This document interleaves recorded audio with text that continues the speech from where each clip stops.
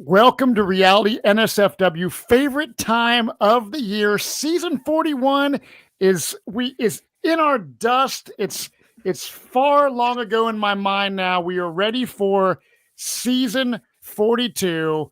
I got the shirt. Johnny's got the shirt. Reality NSFW. Yeah. This is our version of 42. Go to JonnyFairplay.com right now to get your shirt. But more importantly, before we begin, I got to throw this out there.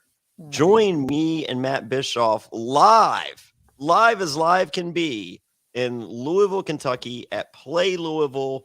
We're going to be there watching the show with all the fans. Might have a surprise castaway or two. We're going to have possibly some surprise people from the Reality NSFW community that you guys have seen on other podcasts. Also, professional wrestler surprise or two. It's gonna be crazy. Get your tickets right now at survivortix.com. That's survivortix.com. And there's VIP packages. You get to do the meet and greet. You get a buff. During the actual show, we have trivia throughout. I have some amazing autographed pictures of some of your favorite survivors of all time that we'll give away during trivia during the show. It's going to be great. Join us at Play Louisville in Louisville, Kentucky, Wednesday, March 9th, live. Get tickets now at survivortix.com. So without further ado, we are joined by Cody and Alex, also part of the Reality NSFW podcasting crew. And without all the help of, Johnny and I's friends, we wouldn't be able to pull this off because God knows I can't do fucking graphics, t-shirt designs, pretty much anything technical. Even though I work in the IT field, I have no idea what I'm doing. Do not. Anyone that works with Matt or around Matt, do not rat him out. Yes. This is one of the most well-kept secrets since the dead grandma lie in the history of Survivor. Yeah, stitches get stitches, people. Yeah. But I'm excited, everyone. So season 42, again, we went, how long was it, Johnny? A whole year without watching American Survivor during when COVID hit. And we had probably season 41 and 42 that were all cast and ready to go. And then they canceled filming. So I really feel for the cast members of both 41 and 42 for the shit that they had to deal with because of COVID. Yeah, I am aware of one person on this cast that was originally cast for 41. They got bumped, they were about a week away from leaving or getting there. They were pretty darn close, and this person was cast on 41 and then didn't make the cut once they recast 41 and is on 42. And so I got a little bit of intel on that person, which I'm pretty excited to share. Well, right on. Well, I can't wait. So how many cast members are there for season 42? And do you know how the tribes are switched up? Because last time it was 3 tribes, which I really don't like 3 tribes because, for one, tribal councils are not as interesting when it's so small of a group. In addition to that, you don't get a lot of character development because they have so much other things to focus on. So what is the scoop for 42's breakdown? Yeah, so we're starting off with 18 contestants. We are starting off with 3 tribes again. So as we go through them tonight, we're going to I have them separated by tribe. So we'll start off with one tribe and we'll go through the other 2. So you can kind of see who's playing together with each other. But yeah, I agree. It's hard because for US Survivor, especially now that at NSFW we're covering Australian Survivor so much, and we've seen how nice and long their episodes are. They get multiple episodes a week.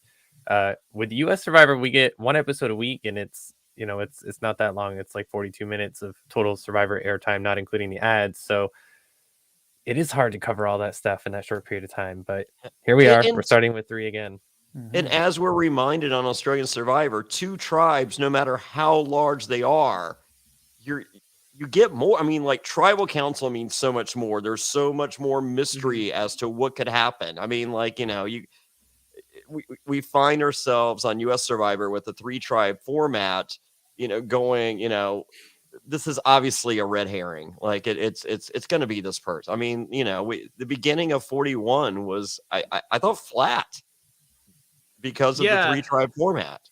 And I feel like it would be an interesting shakeup because we've only seen, I believe, when it comes to 2 tribes on American Survivor, more times than not, it's always been an even number. It would be interesting to start with 2 tribes of 9, where you can't, it's almost impossible to go to rocks unless you get a 3-3-3. That won't ever happen.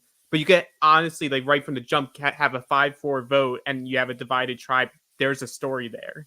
Yeah. So and I think in Australian Survivor, you could get a 3-3-3 vote because I think that the biggest difference in gameplay is the fact that first place gets 500,000 and second place all the way down gets the same amount. So you have I feel there's a lot of people on US Survivor playing for $40,000-$50,000. Mm-hmm. And there's a lot of people on US Survivor that are playing for their second time out, not playing. This is my one chance. Potentially, I'm going to make the most of the opportunity, like you see in a lot of international Survivor. Yeah, it's right. And I miss the survival aspect. Like I like watching the interactions take place when they're setting up camp and building the shelter and stuff. And we didn't really see that in 41, and hopefully we'll get a little bit more of that in 42. But is there a monster in 42? Yes. Yeah, that's the commercial. The monster's back. Okay, there's a monster. No way. Did they really say that? Yeah. And during the Super Bowl, there was an ad, and it was Jeff Probst just coming. It's like a 10-second commercial. Jeff Probst coming in. The monster is back. We never got the monster in and guess what? We're never gonna get it. Like we know the runtime of what happened with these 2 seasons. They were very close together, so production doesn't have enough time to really sit back, look at what happened during 41, see what's good or bad, and now they're like, we could just do all that again. Yeah, and here see comes what the happens hourglass. with 18 new people. Yeah, we're gonna do the hourglass because we know they're gonna like it on 41. Yeah. Well, maybe they'll try doing it a different way because Danny, Team Danny here, was very adamant about how bad it was. Yeah, but I don't feel we really. I mean, we heard from Danny. We heard from anyone associated with Danny. Like, they're like, "Oh no, Danny made it known," and we didn't like it either. Like, but we didn't get that as viewers. Like, we had it presented to us. They're not going to show that. When shit really sucks, you can't show that shit really. You think Jeff Probst is gonna be like, let's air that where they're criticizing me and my ideas? Well, I mean, I'm just saying. Sometimes you throw shit at the wall and it doesn't stick. Well, we also know we're gonna get the 3 idols with the 3 stupid sayings again. Oh, that's back too. It was in the ads it was in the preview for the 42 at the reunion episode for 41. That just gives me I got goosebumps. I love that twist. But let's get real quick. If I can quote Benny on Australian Survivor, Blood versus Water, which has currently happened. The hourglass twist is ready to stick around like shit to a blanket. Oh god. My favorite line of the season so far on Australian Survivor. I cannot believe that made air. Ready to stick around like shit to a blanket. Wonderful. But hopefully we have good characters this season. I agree. I hope so. Let's meet. So too. You guys ready to meet some of them? Sure. Hell yeah. All right. Bring them on. Well, let's take it back. Let's our favorite place to visit, NSFW Beach. Oh, that's what I've named This is it like now. Big Tony's hot dog stand. I This is a like stock it. photo from Canva, but it's now NSFW Beach. All right. I love it. So, Big Tony's hot dog stand. All right, here's our first contestant on the Taku tribe, Jonathan Young. He's 29 years old. He lives in Gulf Shores, Alabama. He's a beach service company owner. He's going to be on the Taku tribe. Enjoys working out, spearfishing, and surfing. His 3 words to describe him are endurance, devoted, and mentally strong. He dislikes people who wear shirts, people who bully others, and people who are disrespectful. Wow. So that's it. Okay. That's so. And his hero's Lex Luger. Lex Luger, absolutely. So okay, so did I was I was processing a lot of the things you were saying while looking at this specimen of a man. So did you say anything about who he's going to play like? So he is going to play like Ozzy. That is who he said he's Okay, going to play. well, Well, Ozzy. Hold on. He said Ozzy, Joe, and Tony. But Ozzy being his biggest mentor, and hopefully when this is all said and done and he doesn't win, he can start an OnlyFans. well, I mean- okay. I'm going to start off here. This, I mean, beach service owner. This guy gives me a Fabio vibe. He looks like a total stoner, like surfer bro. I mean, he's got like some sort of like snaggle tooth necklace, and then a kind of a like a. I mean, I'm assuming he's a Christian. He's got the cross necklace. I imagine he's super fun, laid back. I feel like he'll be a badass in challenges. He reminds me physique wise of someone I would see on Australian Survivor.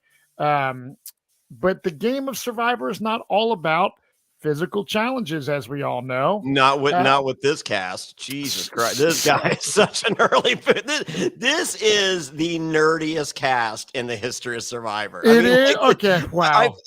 I was watching the fucking cast videos, and I felt like I was watching that fucking survival challenge thing at Bob Crowley's house. Which is awesome, by the way. But I know Great. I don't want to watch that on my TV. No, so I have not seen. So Johnny, this is news. Spoiler alert! Nerdcast. I am unaware. This is first reaction from Matt Bischoff, which I'm always wrong. But yes, I admit. Well, this then guy Cody has was no very chance of kind. winning. Cody was very kind to show this person first because it's downhill from here, and this dude sucks. Trying to get everybody's hopes up right before we let it all come crashing down. So yeah, I feel this guy's going to be real social player and a physical player. When it comes to strategy, I don't have a lot of bets on that, but I feel like he'll get along with everybody. He might be fun, but potential. I'm seeing potential signs of douchiness with the snaggle tooth and the cross necklace. And the people who wear shirts, pet peeve. Yeah, the people that wear shirts. It's just like, who was that guy, Johnny, the Alpha Wolf? Was that his name? Oh, yeah.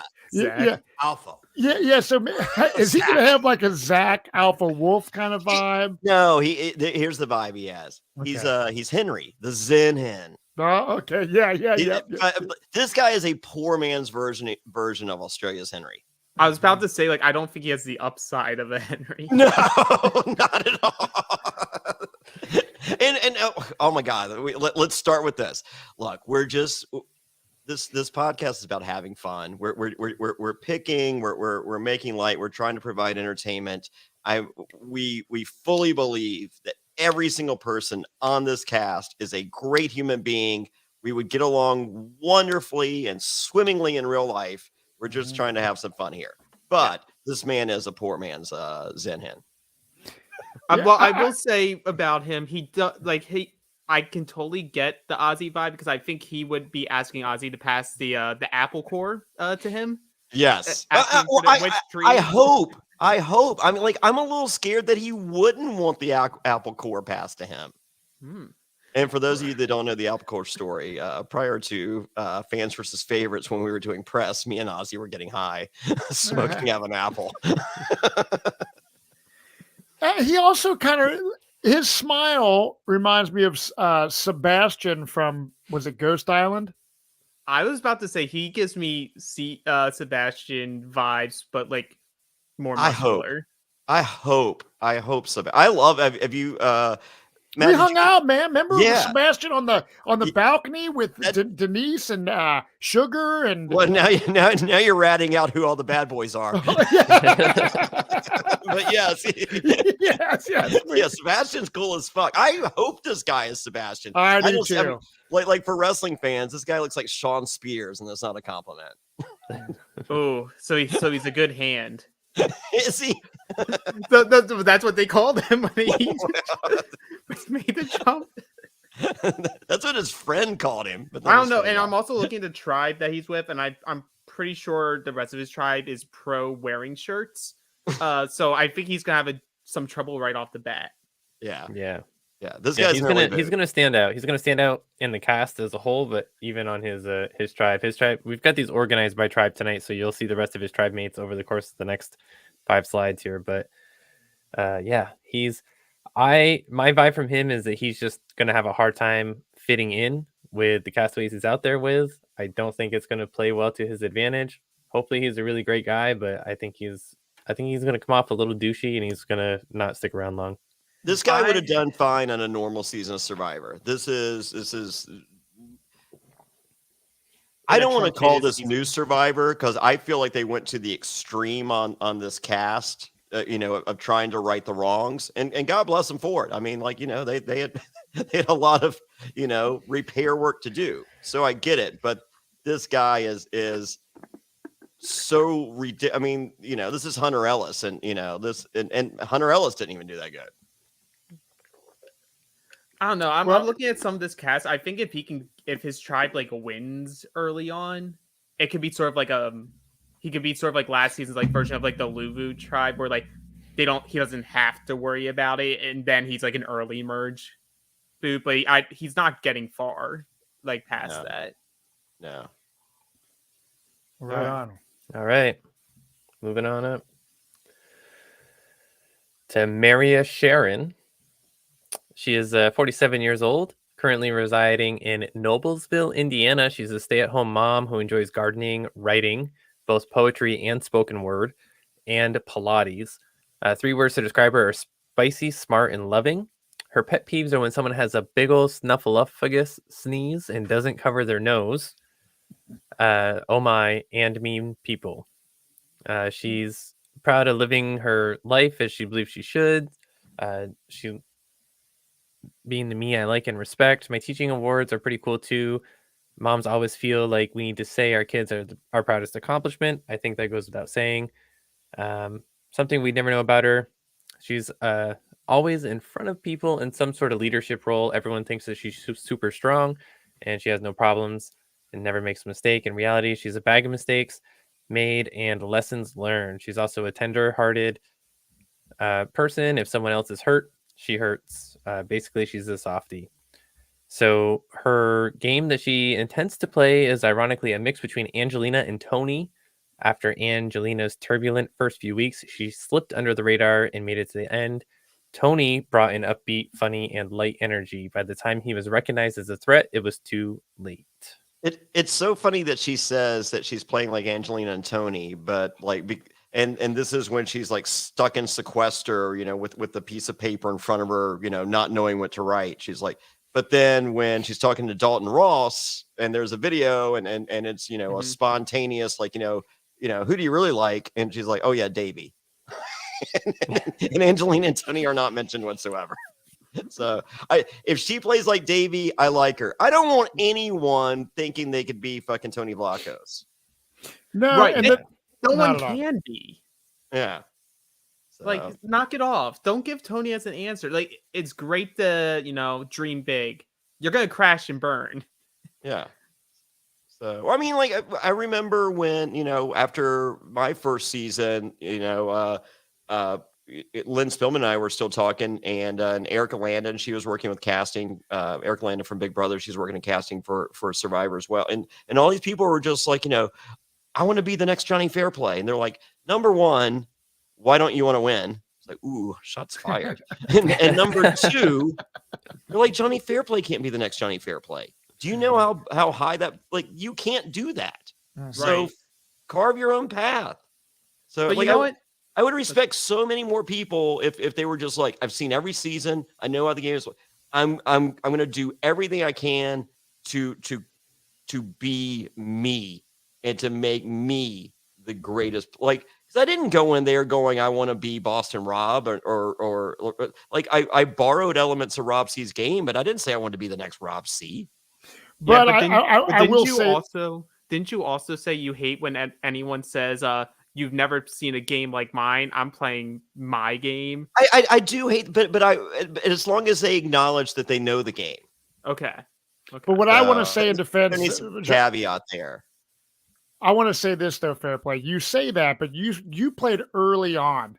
If you have been watching Survivor up until season 42, you're probably going to say a few people. You're probably going to name drop a few people's names, don't you think? Because there wasn't really many people. Potentially from Australian Survivor. Yeah, but you would. You would. You'd be like, Yeah. I play like Dirty Harry and the Golden God. Yeah. But so I mean, This is my cool visor. He's bringing. No, he's wearing that to the beach. So I got a good first impression from her. Stay-at-home mom. This is going to be an adventure of a lifetime because she's sitting at home with the kids.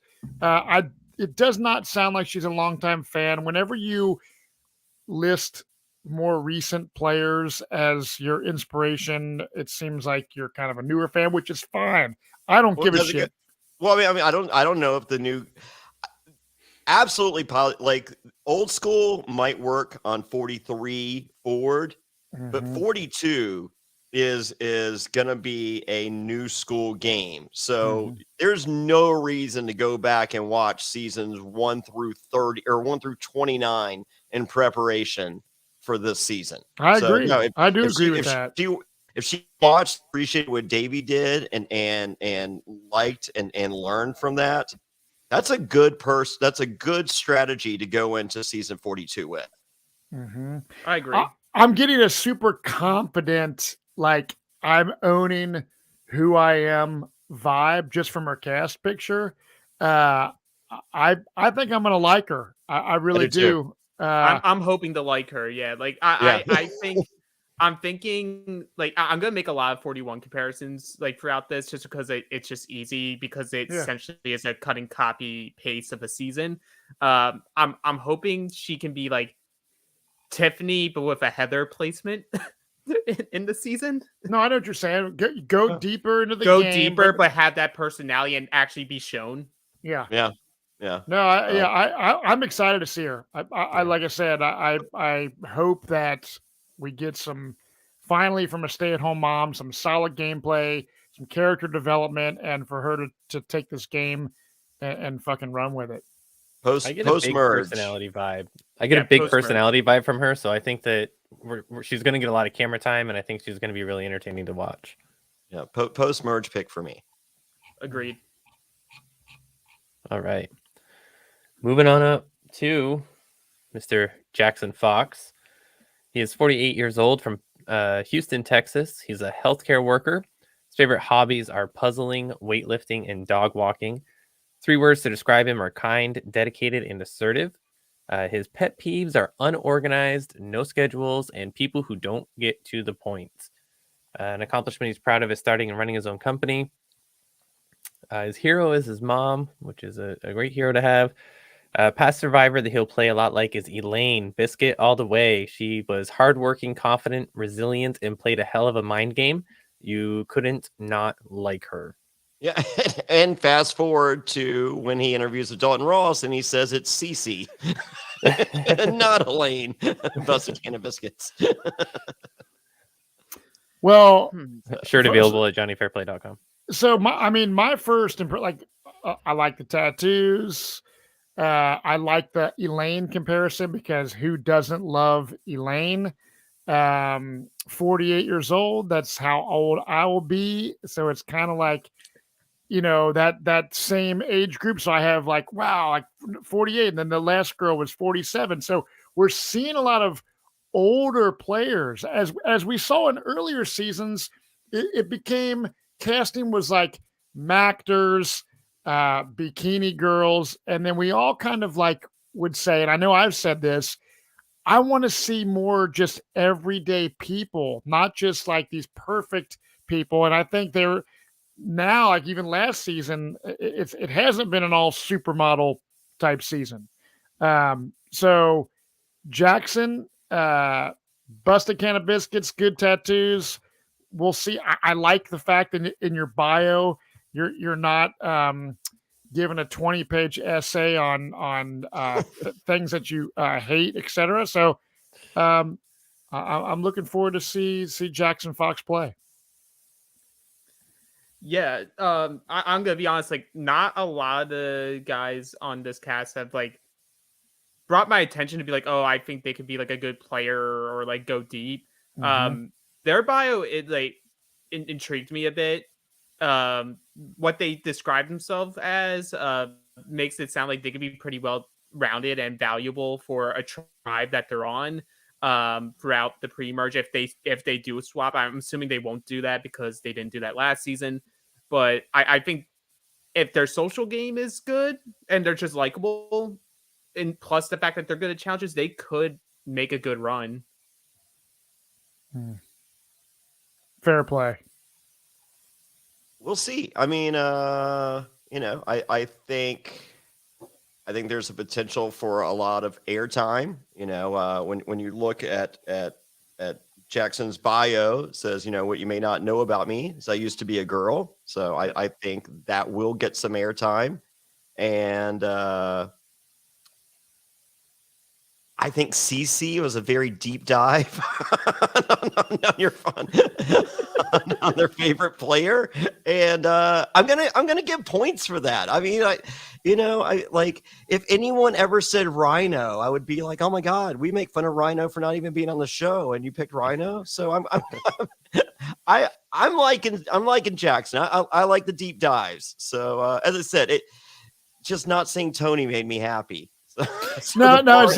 Is this the second transgender cast member that Survivor's had? I know we had Zeke, correct? I believe so. Yeah, I think so. Well, hopefully Jackson gets better treatment than Zeke did on Game Changers. Yeah, yes. let's hope so. I think the Jackson looks like a badass. I think that they look really strong. So there's going to be some strong challenge performance here. So that could play very well for their tribe. I think Jackson will stick around for a while because I get the vibe from them that they have a really kind of outgoing and social personality just based on this photo. Again, I don't know anything about them, but I think they'll be around for a little bit. Do you think we're going to get pronouns on their cast names? I'm not sure. They didn't do that for Eddie. I honestly hope not. I have no problem with what people are, but like, I don't even understand why. Like, this is why I like Jackson, because Jackson, I'm making my assessment of, Jonny, you explained, born females, transgender since the second, and Zeke had a really rough time with the whole, thing that went on that season. So I don't think we're going to have any kind of, animosity or drama with Jackson being transgender. And I could see Probst say, like when he said to me, Matt, you look different. You're different than everybody. You got this dread beard and tattoos. You might have trouble out there. I don't think Jackson is going to have a single issue or problem out there playing the game. I think Jackson's going to play a great social game, probably do well in the challenges, someone that laughs, takes advantage of really soaking in this whole Survivor experience. And I'm just really hoping we can see Jackson play the game and this not be a lesson in just tons of agendas. That's, you know what I mean? I want to see Survivor. And like I said, I think Jackson's going to go to the merge and possibly deep into the game. I'm guessing merge. I'm rooting for Jackson. Mm-hmm. All right. Go Jackson. Go Jackson. Here we go. Next is Omar Zahir. Omar is 31 years old, lives in Whitby, Ontario. Is a veterinarian. Favorite hobbies are training animals, settlers of Cayton, and watching TV. Catan, thank you. I don't even. Catan is the correct enunciation. Okay, perfect. Perfect. 3 words to describe them is silly, empathetic, and shameless. Pet peeves are people who complain about the cost of vet care, rudeness, feeding seeds to parrots, Jim Grunters, Joey from Friends. This guy is first boot. The fact that many weeks have gelatin. People talk bad about pigeons and institutional racism. Was the Joey from Friends thing? That's it. I just wrote him right out of the cast. No, I wrote him out after the third pet peeve because I'm like, his pet peeve thing's like almost the longest thing on his bio. I'm like, dude. His bio You is don't the like- longest out of the whole cast, I think. I'm very down on Omar. I'm yeah, it's too much. It's too much. All right. Well, I run at least 3 miles a day, right? And it's been cold and rainy and crappy, and I've never really gone to the gym since the beginning of the year. I've been going to the gym, and you can tell a difference. I'm actually getting a little jacked. But there's two things I hate at the gym. And that is people that grunt. They are ridiculous. It's just like, listen, I'm over here killing myself too, and I'm purposely not grunting. And it doesn't matter what fucking time you go to the gym. There's 28 televisions all around, and you get to pick which speaker you listen. I just listen to podcasts, obviously, but if people would like to, they have the option. 24 hours a day, fucking Friends is on. And I'm just like, is there ever a time that Friends is not on a fucking TV? So yeah, I have grown to hate not only Joey from Friends, but the entire Friends fucking cast. So I'm with Omar. So I hate gym grunters and I hate Friends in general. I mean, I know, Cody, you said first boot in your reading of the bio. I kind of brought up on my phone, like the Taco cast, whatever it is, Taku, to see the cast as a whole.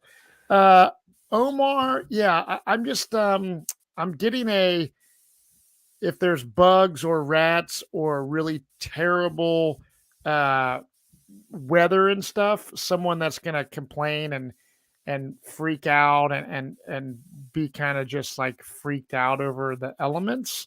I'm not seeing a very strong physical player, and I feel that they may be a little bit annoying and rub someone like the beach owner guy. I feel like they could rub him very much the wrong way. I think Omar sends the beach dude home with the quickness. You do. The players he wants to play most like when he had time to write it, he says Rob C, which I'm guessing no one other than me or possibly Stephen Fishback has said Rob C. So that's pretty. What's that? I feel is pretty shocking that I they know. don't, like throughout the years, only like you have referenced him and Steven referenced him. And I guess now Omar. And now Omar. So I think he's an elite company there. And then I like that. The sense and strategic game of Tyson and I. Kim Spradlin, I'm sorry, overrated as fuck. I mean, like I think one of the contestants talks about it's just like, they Kim, could have and should have won Winners at War. Motherfucker, go back and watch Winners at War. She was fucking deer. She was a deer in headlights. No, she was never gonna win Winners of War. I will still always appreciate her One World win. It was, but that's also because it was one of the. I know, but it was one of the first seasons I watched, and it was like somehow I still managed to keep watching. But I appreciated her game. But when I was a little kid, I used to like the Bushwhackers. That doesn't make them a good tag team. I feel it's pretty fucking comparable.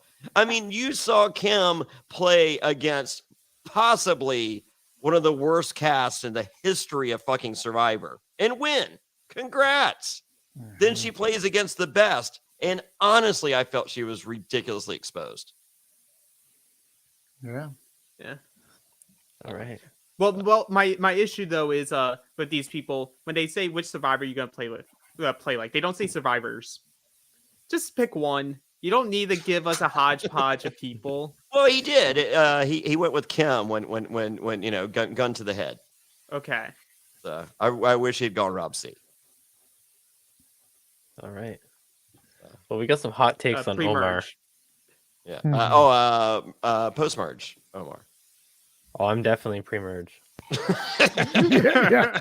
I'm thinking pre-merge as well. But hey, he can prove me wrong. All right, here's Lindsay. Just Lindsay. You know, Oh yeah, hold on. Let me say, Lindsay thank you. Dulcewicz. Nailed it. perfect. You know, one of the best things.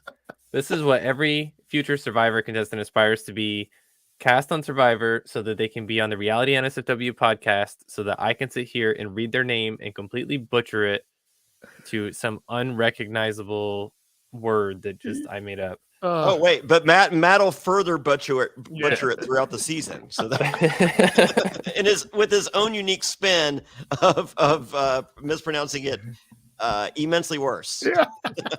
Anybody who hopes to be anybody hopes to be right here on this podcast. Yeah. Lindsay, you've hit the big time. So here's Lindsay. She's 31 years old. She currently resides in Asbury Park, New Jersey. She's a dietitian. Her favorite hobbies are co-ed flag football in the sand at Bar A by the shore, interior decorating for the holidays, any high intensity or high adrenaline activity like snowboarding, paintballing, skydiving, wake surfing, etc. 3 words to describe her are loud. Growing up, her friend's parents always described her as the loud friend. Talkative. All of her report cards always say talkative or distract others, and she has an intense personality. She's a good person, but she definitely does not mesh with everybody. Her pet peeves include wasted time. Anything that just eats away time drives her nuts. She has too much pent up energy and needs to do something. She hates slow and quiet talkers. Spit it out and speak up. And this is why New Jersey is my homeland and the only place people understand me. We are all cut from the same cloth. As far as past survivors that she wants to play the game most like, she mentions Lauren Beck. It looks like just Lauren is mentioned in there. Yes, So but Beck. on the video, of course, gun to head, she says Boston Rob, and explains in great detail how Boston Rob is the greatest player of all time, and how she can only hope to be like Boston Rob. I got to say this. Lindsay looks like Tiffany's Instagram and Facebook profile pic. I feel like they casted Tiffany and they thought they had Lindsay, and then Tiffany showed up and they're like, ooh, the other one. And Tiffany, I love you. You know you're awesome, but you do not look like that one profile pic, and you know that too. Well, like every time I'm sitting there, like I go to like, I'm just that's. I like this chick, man. Lindsay Dulcewicz, even though it's not Dulcewicz, with a silent H, Dulcewicz, 31 years old. People from Jersey are always entertaining, whether you love them or hate them. We had Rodney from the Dirty 30 season. We had Tiffany. We had Tiffany, many others from Jersey, even like Dominic Abate. The final 3 of Winners at War.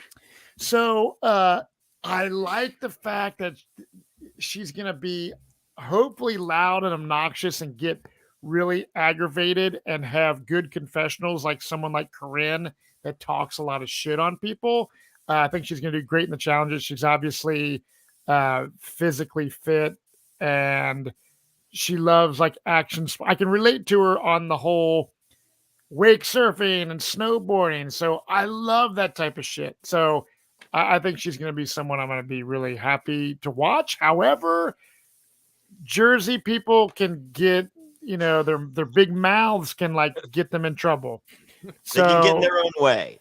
Yes. So I'm hoping she doesn't blow it or be just too over the top like a Reem Daly to where people are like, God, Lindsay will not shut her fucking mouth. Let's just get her the hell out. But looking at the Taku tribe, I mean, honestly, when I'm looking, she's one of the strongest physically. So if this is all about challenges early on, Lindsay's going to make it pretty, she's not going to be a first boot. I hope she goes far. I can see her joining up with Jonathan. So I was about to say the same thing. Yeah, I think they strategically put them on the same tribe because they're the only 2 people that look like this on this cat. Lindsay is like she's like Ashley Nolan with an attitude, and I'm here for it. Mm-hmm.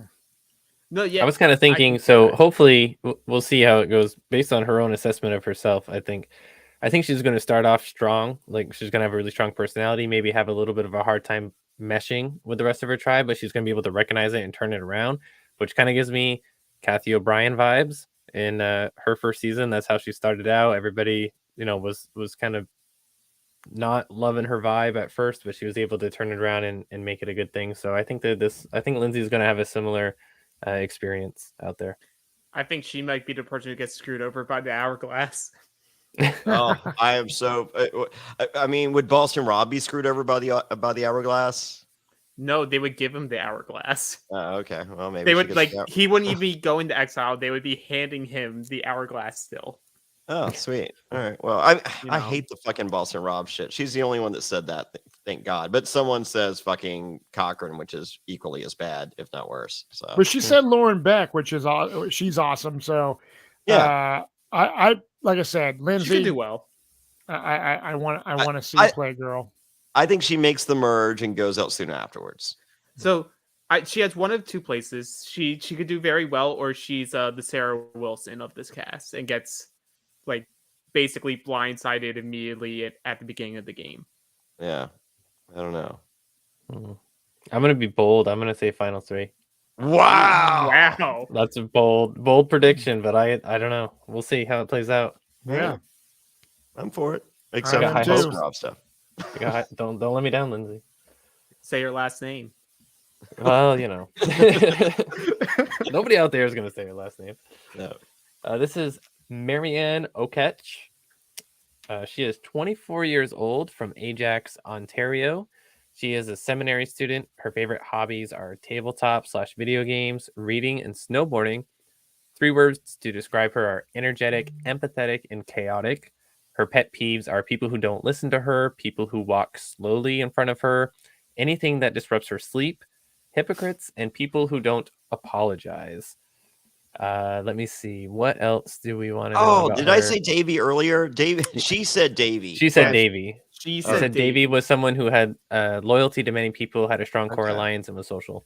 Who was the other? Who did I think said Davy? The mom, the stay-at-home mom, Maria. Oh yeah. Oh, she said Taj on hers on the one with Dalton Ross, which I really like Taj. I like Taj. So which one said Taj? The stay-at-home mom that we did first. The stay-at-home mom. Okay, well then Maria. You feel even better about her then. Yeah. Same. So. I remember watching Taj's season and I was like Team Taj all the way. In real life, even like if you liked her on the show, you would love her in person. Worship her in real life. She is one of the coolest people I've ever met. Ever. I mean, like beyond cool. I mean, because she's just so fucking real and larger than life. She's amazing. So anyway. Yeah, she was my favorite cast member when I watched Tokensheens. Yep. Oh, yeah. There you go. That was a great cast. It was.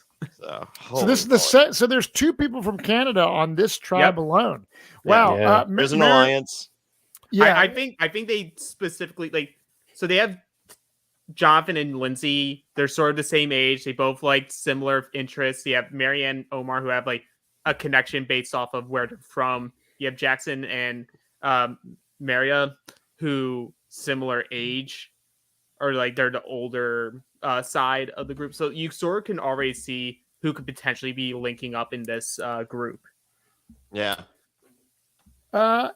She's so young. I think Marianne is gonna be the odd person out on this tribe. I think because you got a lot of other people that are, we have Lindsay that was 31, but then Jackson and the stay-at-home mom is in their 40s. I think Jonathan's the odd man out. You do? Okay. Yeah. But like remember, we all said that about Xander. Yep. We said Xander was like he's too young, and we do have I think like only 4 of the 18 people are 25 or under, so it is like it does lean older, but like I don't think 24 is like too young to the point where you're like still thinking as a teenager, so I think she would be able to lean into the people that are, even though they're older than her. So seminary students, they've been casting a lot of like religious type, pastors, and now we have a seminary student. Which cult's no longer a pastor? Oh, okay. She's Yeah. not. Well, Mm-mm. well, don't go on Survivor if you want to be a pastor and then come out and not be a pastor. But I don't know. I'm she's interested. an influencer now. An Okay. influencing pastor. Good for her. I felt like a pastor was one of the most influencing people ever, but apparently she's That's a pretty influential role. Yeah.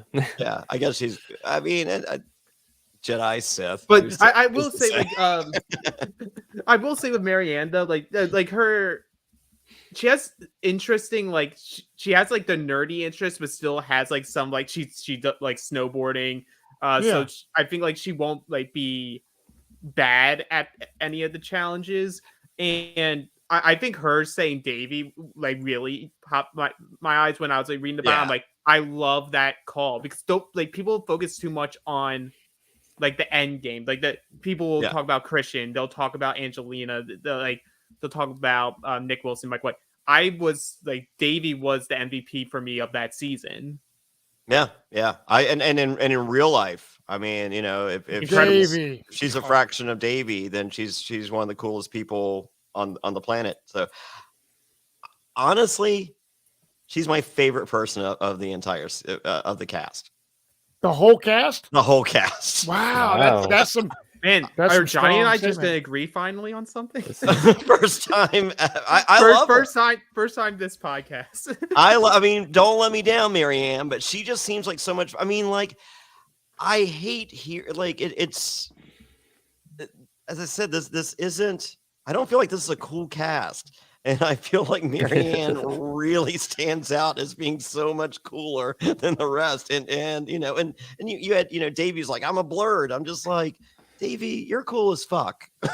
So, we'll see. But I'm loving Marianne. I just got good vibes, and don't let me down. So I put early final 3 pick. We'll see if it changes after watching more. But as of right now, she can only move down. But final 3 pick right now. Yeah, she's definitely finale episode for me. I love her. I love her.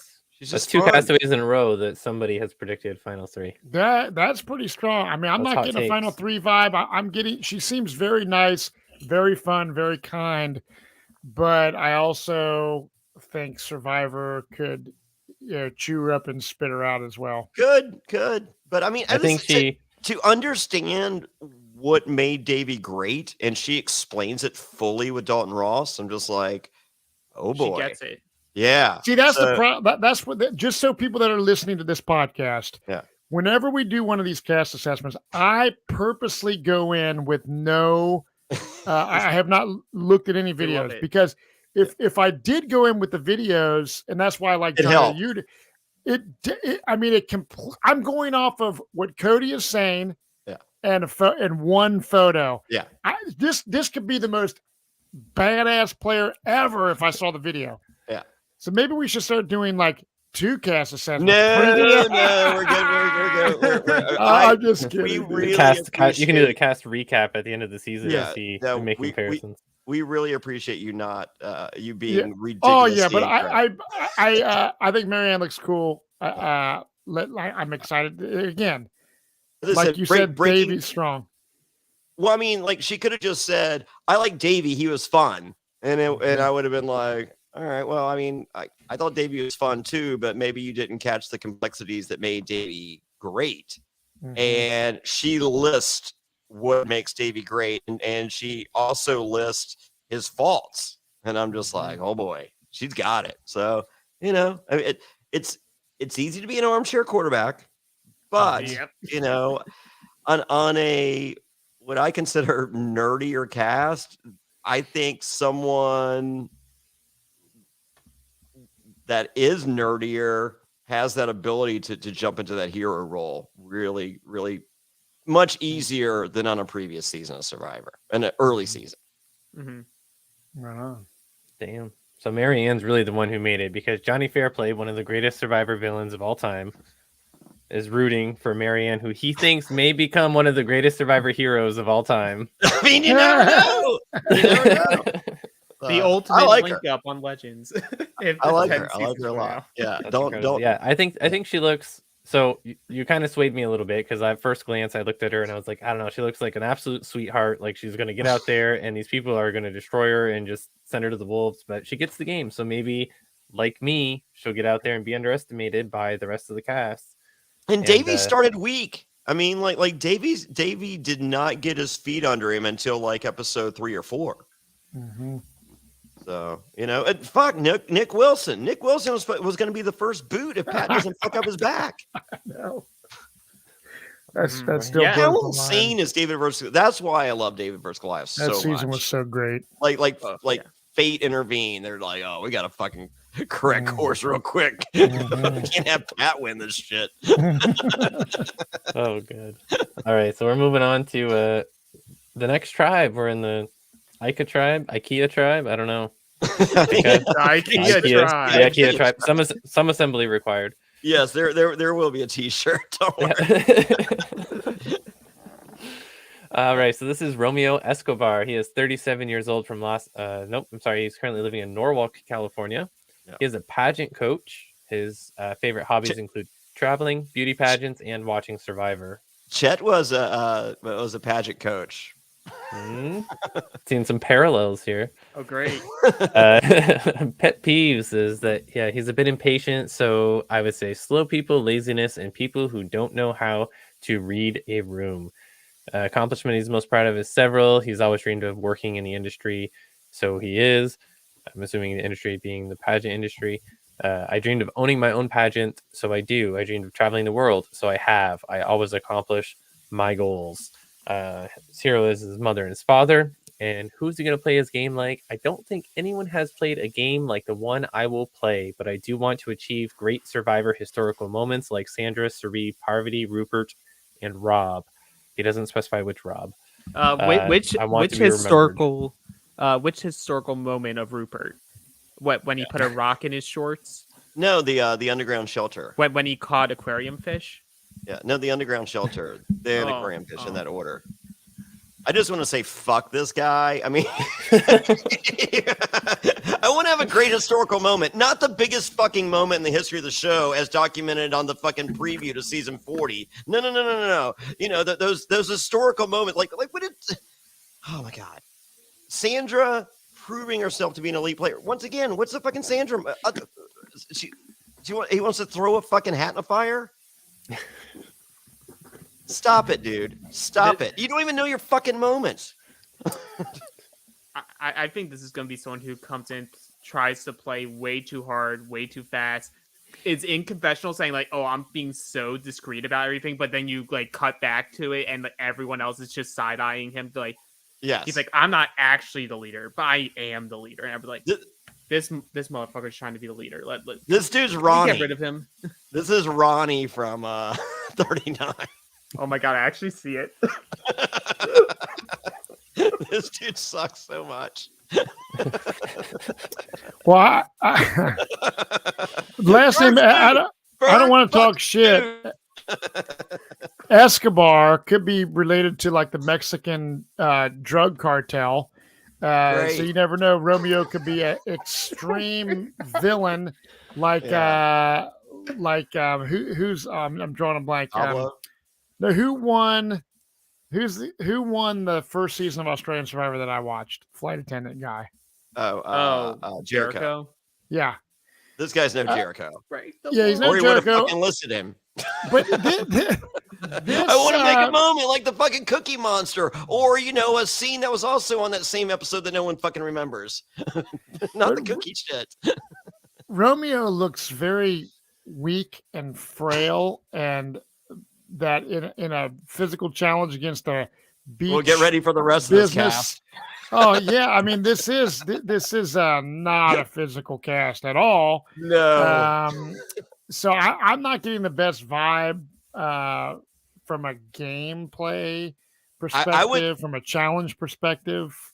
I would like to thank current casting for not giving them anyone they would remotely consider to bring over to Australia in a future season. So thank you very much.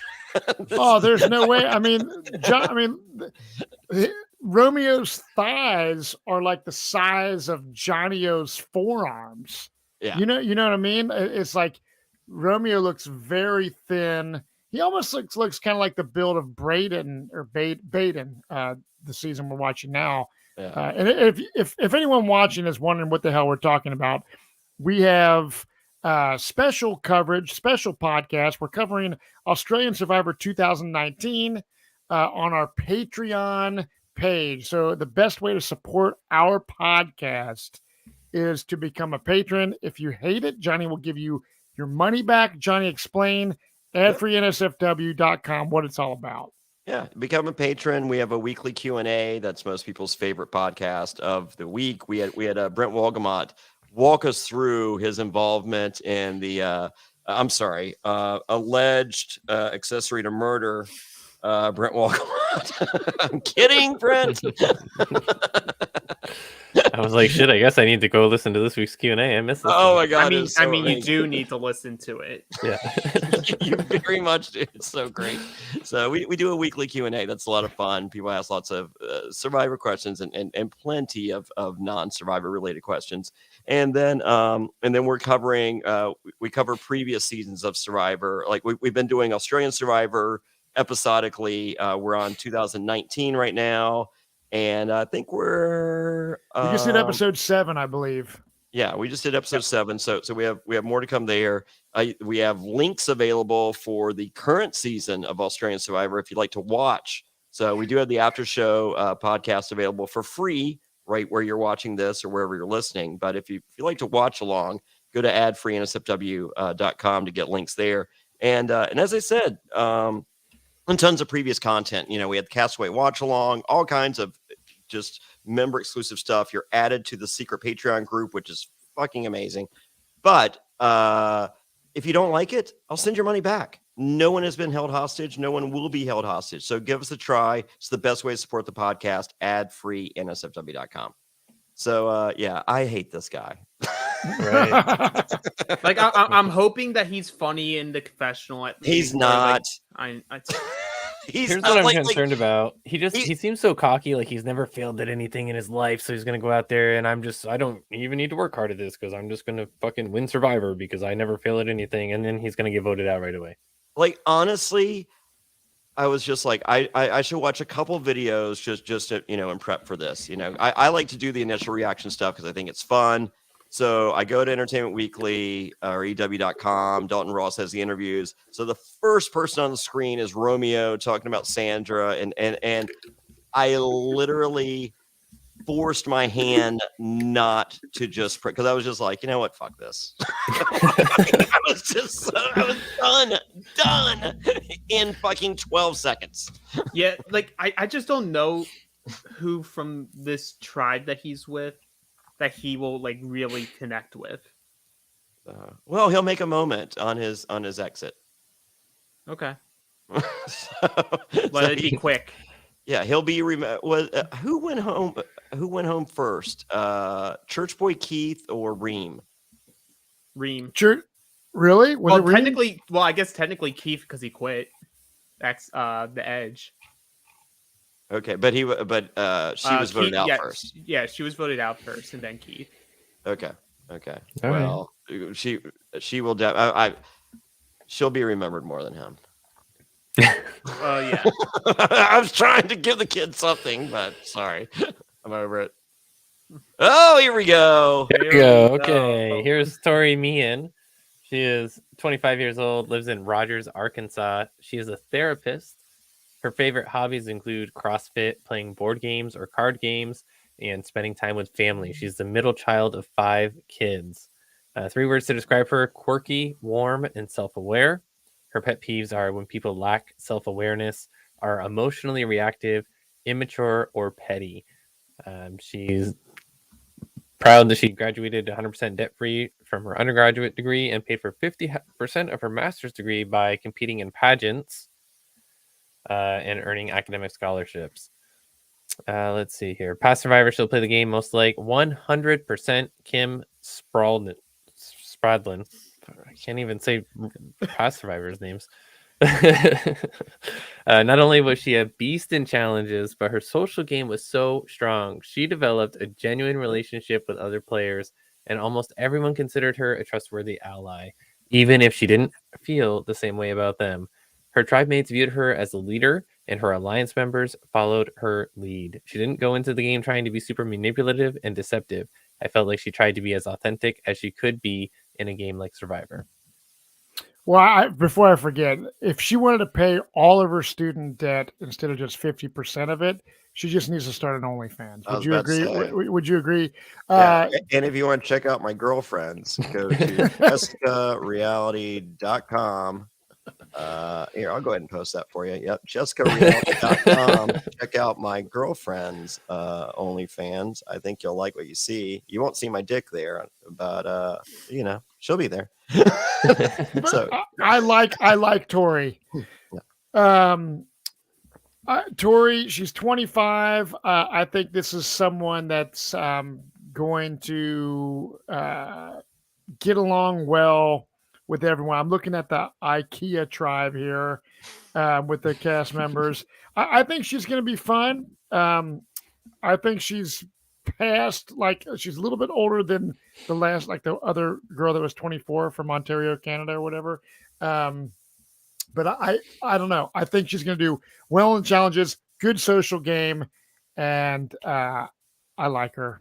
Damn it! I was hoping you would so poorly read this one, Matt. Same. Yeah. Final. Hopeful. Yeah. Final three. She played Sequester. She's friends with Brent Wolgamott. When she played Sequester, in order to advance her game, she told people playing Sequester that she knew people in casting for Survivor, and if they pushed her further in the game, she would get them potential connections with getting on Survivor, and they did it. So deceit. Wow. So she's using her she's going to control people with her like personality and ability to convince others to think a certain way and influence them, basically. So, and she was originally cast on 41, and then when COVID hit, she was told no, and then pushed to 42. Yeah. Yeah, I watched that season of her game. I don't remember all of it. I did remember her though when like she popped up on the cast reveal. She was like, I was like, oh, I know that person. From what I remember, she was a very entertaining character. I think her issue was in that game, it became too apparent too quickly that she would be a threat in the game. I'm not as concerned about that happening, at least early on in this format, just because sequester only happens within like a 2 to 3 day window. Yeah. While this is a shortened season, but I feel like that's a bigger hurdle on Sequester than Survivor. I agree. I think if she's able to just like stick to who she knows she is, she should be fine. Like I think she's one of those people on this cast that if she goes out pre-merge, either some shenanigans happened or like she just decided to play too hard too fast. I don't believe that will be the case with her. I'm not going to be as strong to say she gets the final three, but I can see her make a deep run in this game. I mean, honestly, out of anyone that we've talked about so far, she is the top cast member. Yeah. She is my favorite of everyone we've talked about so far. I think she's going to final three it or Chelsea it. Shots fired. Well, is this actually a bad thing that Matt's high on her? Oh yeah, it's a horrible thing. So on my ranking, that takes her from final three to post merge for me, just because. Yeah, man, it takes her.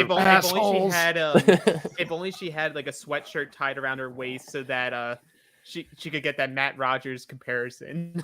Yeah. This chick's a douchebag. Yeah, for those of you that are not patrons and you've missed Matt's amazing predictions on Australian Survivor, please join now just for 1 month. The lowest price tier gets you access to all the Australian stuff and all the old stuff. So just do the lowest price tier. But then you don't get the Q&A. $10 gets you everything, but $5 gets you. You need the Q&A.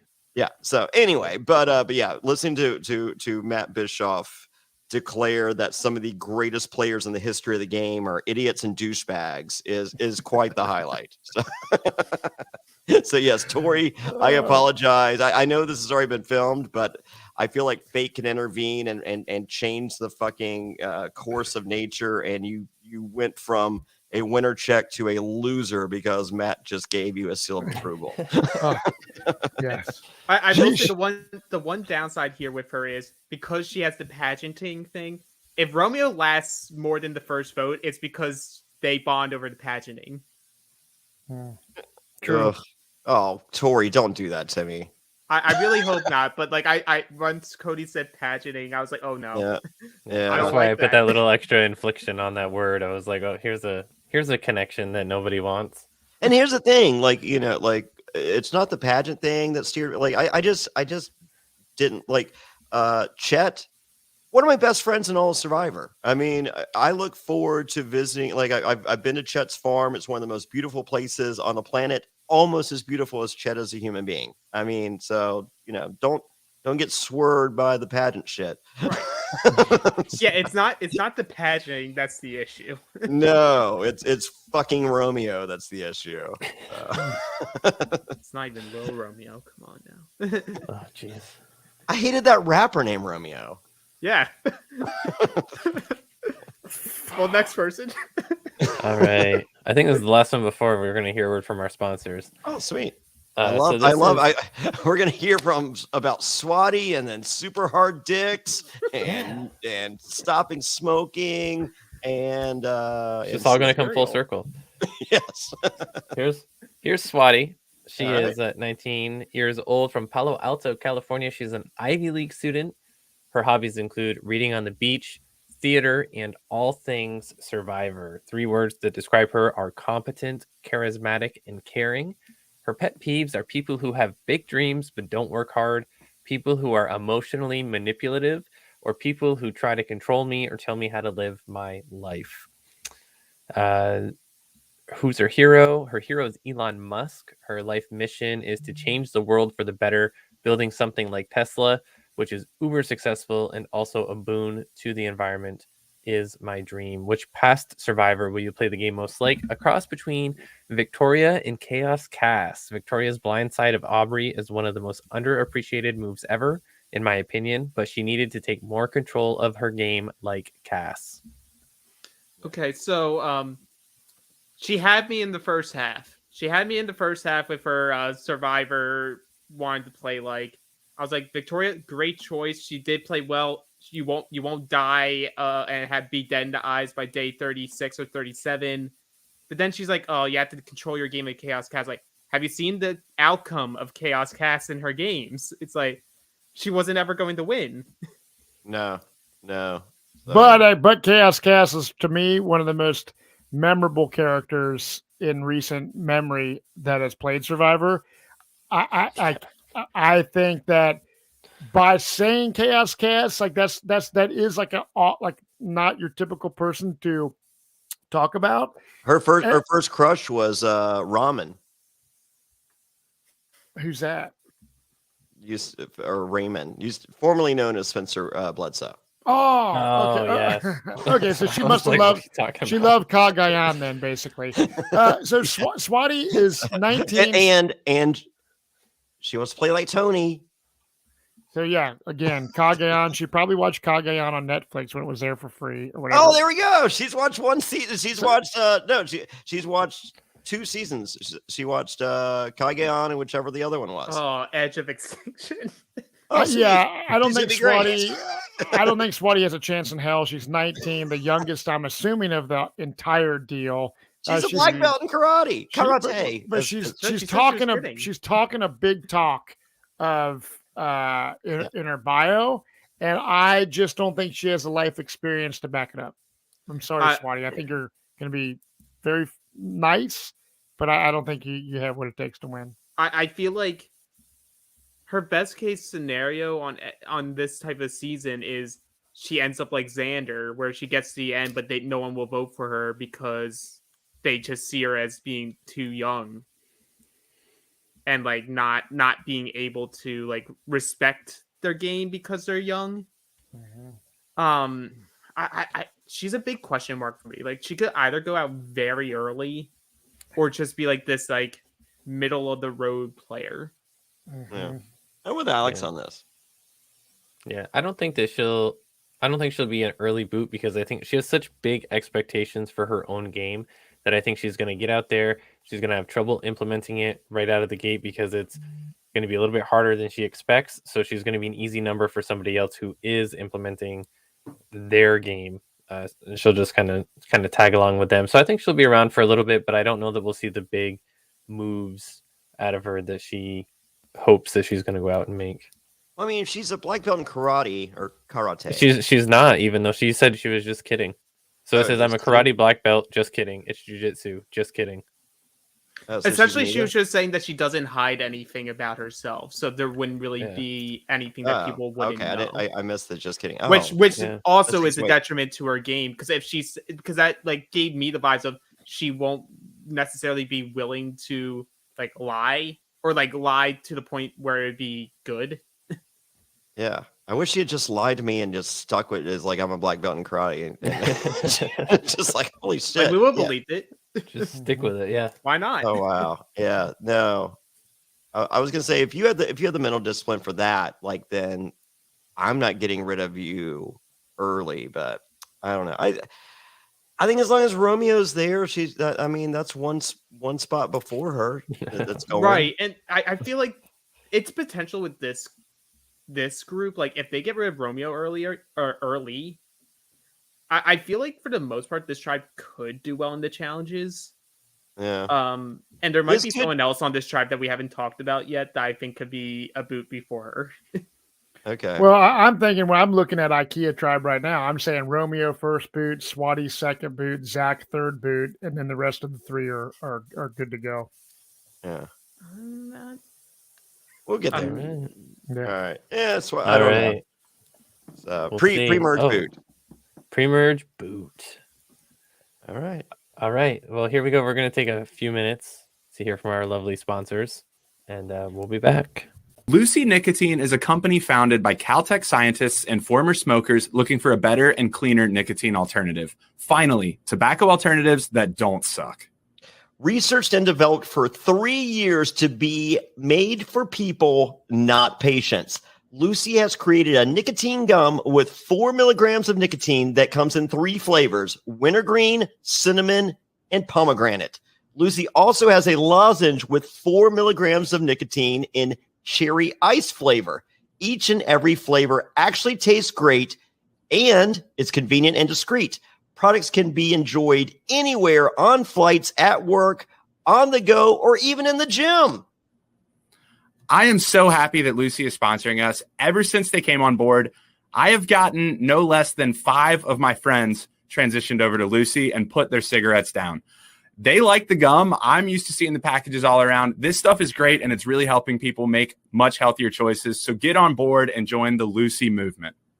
Hey, it's 2021. Get rid of your cigarettes, unplug your vape, throw out your dip, and get some Lucy nicotine gum or lozenges. This is the real deal. A subscription to Lucy comes directly to your door each month. It's so simple that you don't even have to leave your house because Lucy has delivery down. Reality NSFW listeners, go to lucy.co and use promo code SURVIVOR to get 20% off all products, including gum or lozenges. That's lucy.co and use promo code SURVIVOR at checkout. Also, I have to give this disclaimer. Warning, this product contains nicotine derived from tobacco. Nicotine is an addictive chemical. That's lucy.co, and be sure to use that promo code SURVIVOR. This episode of Reality NSFW is sponsored by Blue Chew. Say it with us, Blue Chew. Blue Chew is making waves and bringing more confidence to the bedroom by offering chewable tablets that can help men get stronger and longer lasting erections. That's right, we're giving away super hard dicks. Blue Chew is a unique online service that delivers the same active ingredients as Viagra and Cialis, but in chewable form and at a fraction of the cost. Blue Chew's tablets help men achieve harder, stronger erections to combat all forms of ED. Blue Chew is an online prescription service, so no visits to the doctor offices, no awkward conversations, and no waiting in line at the pharmacy. And it ships right to your door in a discreet package. The process is simple. Sign up at BlueChew.com, consult with one of their licensed medical providers, and once you're approved, you'll receive your prescription within days. And the best part, it's all done online. Blue Chew's licensed medical providers work with you to find the right ingredient and strength for your prescription. Don't like swallowing pills? No problem here.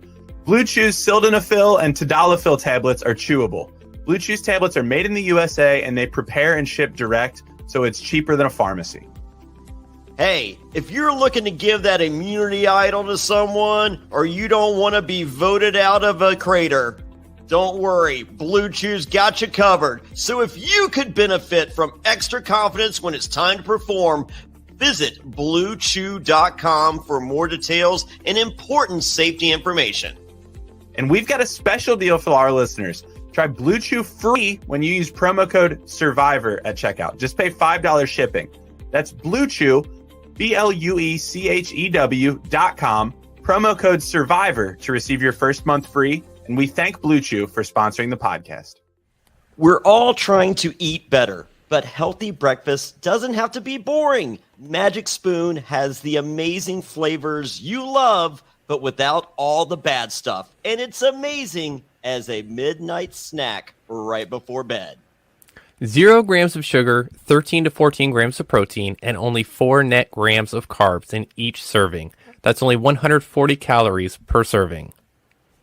It's keto-friendly, gluten-free, grain-free, soy-free, and low-carb. And build your own box. Available flavors to build your very own custom bundle are cocoa, fruity, frosted, peanut butter, blueberry, cinnamon, cookies and cream, and my favorite, maple waffle. Now, Magic Spoon recently brought back their 2 super popular flavors, cookies and cream and maple waffle. Thank goodness, but they're back permanently.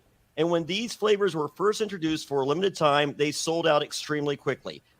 Now, I'm here to let you know you can get them again or try them for the first time. Why? Because they're delicious and indulgent. Johnny, Magic Spoon has so many great flavors that I really enjoy, and even my kids enjoy them. We have the cocoa, fruity frosted, peanut butter. All these are really great combinations. They enjoy waking up in the morning and getting some Magic Spoon right off to start their day great before they head off to school. I think everybody listening should give Magic Spoon a try, or if you've tried them already, it's time to reorder. Let's get you some more Magic Spoon and get your day started right. Hey, when I finish a podcast late at night, the first thing I'm thinking is not sleep. It's let me grab a delicious bowl of Magic Spoon before I go to bed. So go to magicspoon.com/survivor to grab a custom bundle of cereal and try it today. And be sure to use our promo code SURVIVOR at checkout to save $5 off your order. And Magic Spoon is so confident in their product, it's backed with a 100% happiness guarantee. So if you don't like it for any reason, they'll refund your money, no questions asked. Remember to get your next delicious bowl of guilt-free cereal at magicspoon.com/survivor and use the code SURVIVOR to save $5 off. Thank you, Magic Spoon, for sponsoring this podcast. Thank you, Magic Spoon. We are back. We got 9 down and 9 to go. And yeah, so far, my initial reaction is these people would have they would be lunch meat, as Shamar of Survivor Caramel would say, if playing against Australian survivors. It's 2 different shows at this point. Yeah. But yeah, well, you know, I honestly, I'm hopeful of some entertaining characters, because I thought, honestly, season 41 Mark, the rancher guy, and Voce. There was a lot of people that went out early on that I think could have been great television, as Fairplay always says, and made the season better than what it was. I just think they got rid of a lot of the fun people early. So, yeah, I'm optimistic that some of the players we've seen and talked about so far on this podcast are going to really surprise me. I honestly just hope that they actually tell the winner's story. Oh, there we go. I'd like that too. Yes. All right, we ready to rock on to our next? We are ready to roll. Yes. Let's do it. So this is the boy. Roxroy Bailey. Roxroy Bailey is 44 years old. He currently lives in Las Vegas, Nevada. He is a stay-at-home dad who enjoys playing with his kids, basketball, camping, and golf. 3 words to describe him are thankful, calm, except when driving, and faithful. His pet peeves are drivers who do not use their turn signal and someone who thinks that they know everything. An accomplishment he's proud of. He's proud of his family and also being the first in his immigrant family to graduate from a 4-year college, always being faithful to his wife, kids, family, and friends. Something you'd never know about him. He's an environmental scientist. He's Jamaican. He's been to over 20 countries. He loves watching golf. And past survivor, he'll play the game most like John Cochran. He understood his weaknesses the second time around, and it strengthened him to compete and win. And so you didn't see the flaw in Cochran coming back the second time and not getting a base tan and then doing the same pitiful me with the same fucking sweater vest? You didn't catch that part when you were watching Nerd Boy Roy. That was his nickname growing up, and that's why he identifies so much with Cochran, because he too was a nerd. Oh, Nerd Boy Roy. Let me tell you. You say that you 3 words to describe you are faithful. If you stay at home dad, you have a fucking choice but to be faithful, or else you don't get to be a stay-at-home dad. That's kind of how that works. Oh, I hate Cochran. Have I mentioned that? First time I've ever heard that. Oh, all right. Well, Breaking news. Breaking news alert. Yeah, you're not winning me over with that.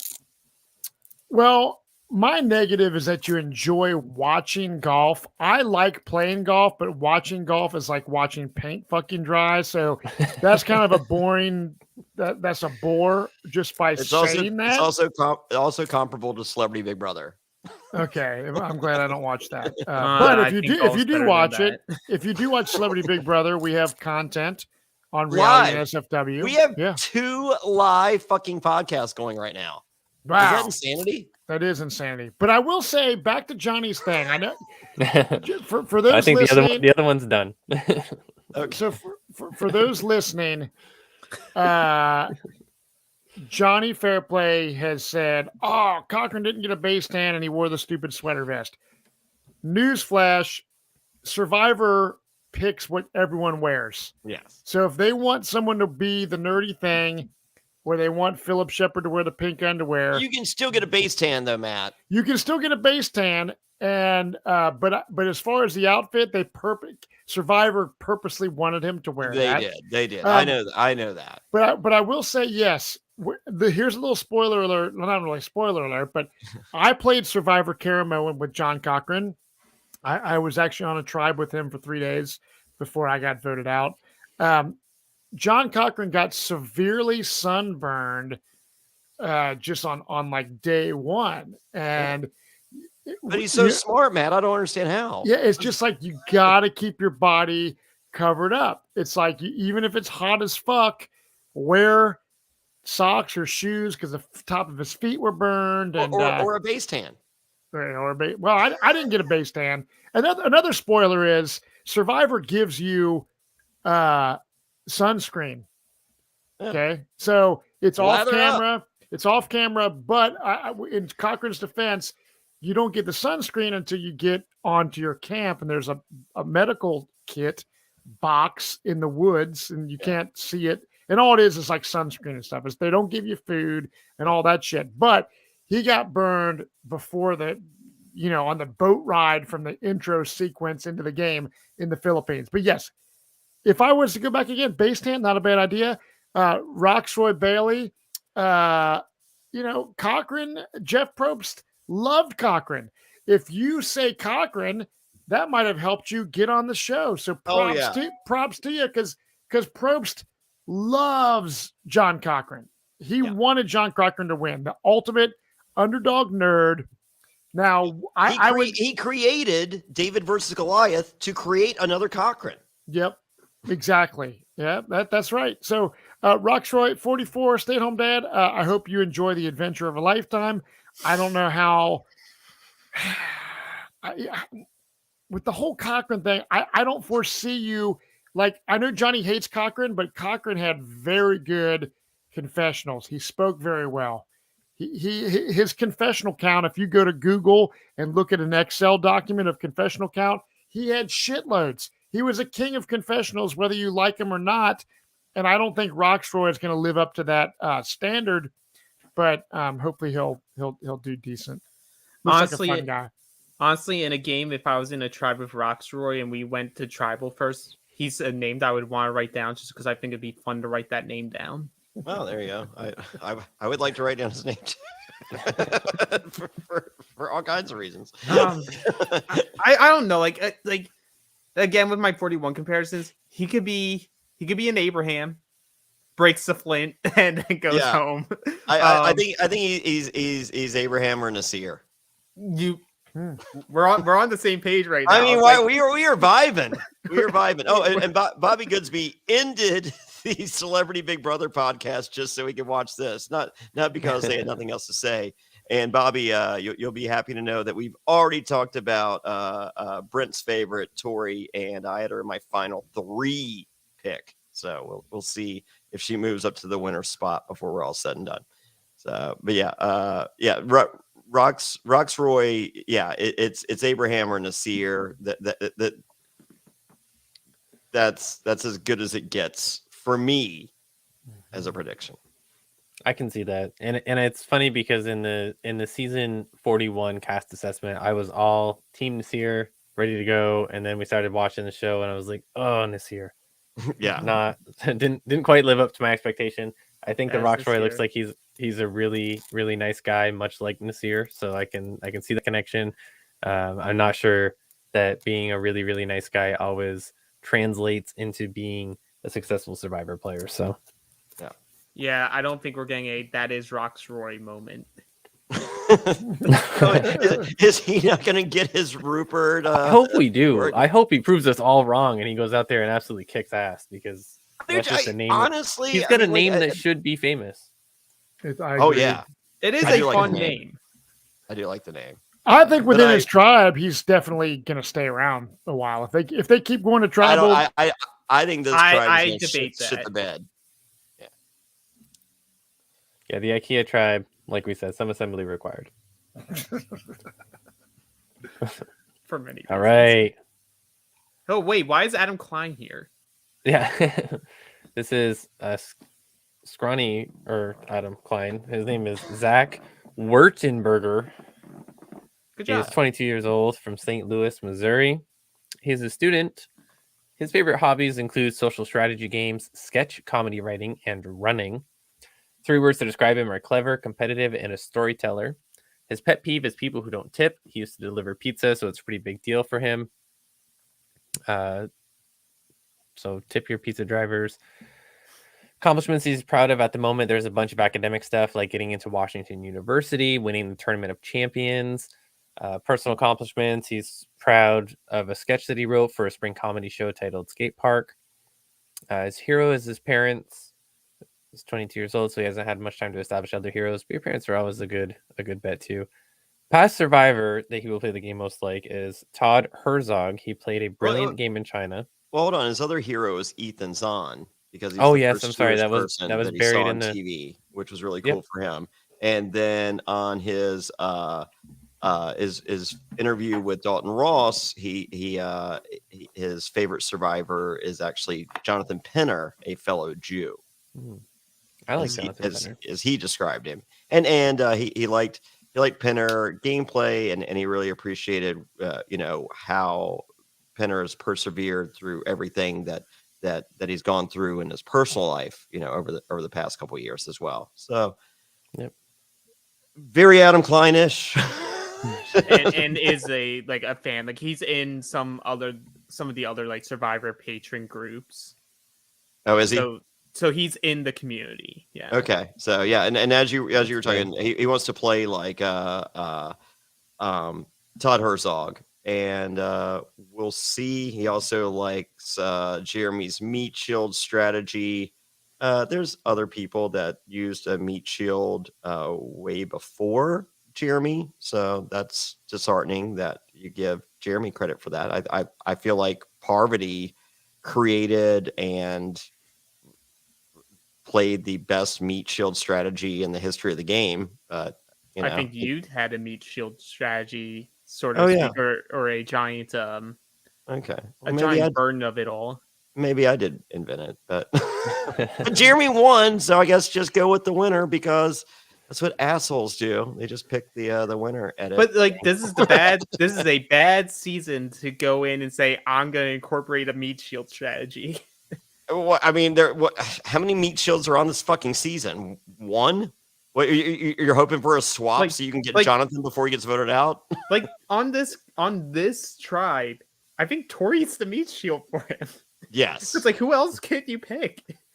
Yeah. No. I Maybe Drea. I like Drea, but it's like the only reason, because he has the Adam Klein like comp to me, I don't see him necessarily going early or being one of the first two to be removed from this tribe, just because I think he will be able to bond with a majority of this cast. He'll be able to. I see him working with Tori. I see that too, and I see her slicing his throat later on, which will be a brilliant scene. Oh, I'm so Zach, I want you to make it as far as possible so it hurts that much more when Tori slices your throat. Yeah, so I would say I'm higher on Zach than Matt. Yeah, I think he makes the merge, but I don't think I'm going to like him. I didn't like Adam Klein. So and me and Adam Klein are. I love Adam. Like Adam Klein as a person, I love him. So on the show, I hate I'm just like, oh, who put this guy that's supposed to be on Big Brother on Survivor? I didn't mind Adam Klein, and I actually toward the end of the game, I was rooting for Adam Klein to win. Zach, I agree. I think he's going to get along with Tori. I like that he's a comedy writer, that he maybe has a fun sense of humor. He's pretty skinny and nerdy. But I feel like, who did he say he was going to play like in the Todd Herzog? Todd Herzog. Okay, I like Todd Herzog. Yeah, but I was hoping he'd say someone like Mike White. I mean, like I guess I appreciate Todd Herzog because it's an early guy and he won. But I think I would have appreciated Mike White. Like I loved Mike White's game. Like, I mean, if Mike White wasn't a millionaire going into David vs. Goliath, Mike White potentially wins David vs. Goliath. I'm pretty sure. Like, I think some people have said, like, if that was the case, he would have won. Yeah, I agree. Well, Zach, what I do love is that you're a fan of Survivor and you are part of patron group. So if you're listening for $10, you too, my favorite winner pick, Zach Wurtenberger, can be a patron. Winner pick! Wow, what a turn! What a turn! You can be ask questions in the Q&A and all kinds of stuff since you're a super fan. And if you don't like it, Johnny will get your money back. Ad-free NSFW.com. No. Well, hey, if he's the winner, he has tons of money to. Yeah. If he wins, there's no money back for Zach. And we could use a few more Zachs. Yeah, we definitely need more Zachs. We're running low. Yeah, we'll get a couple more Alexes. We'll get the Alpha. We'll get Zach back, and we'll get Zach and have a Zach pod.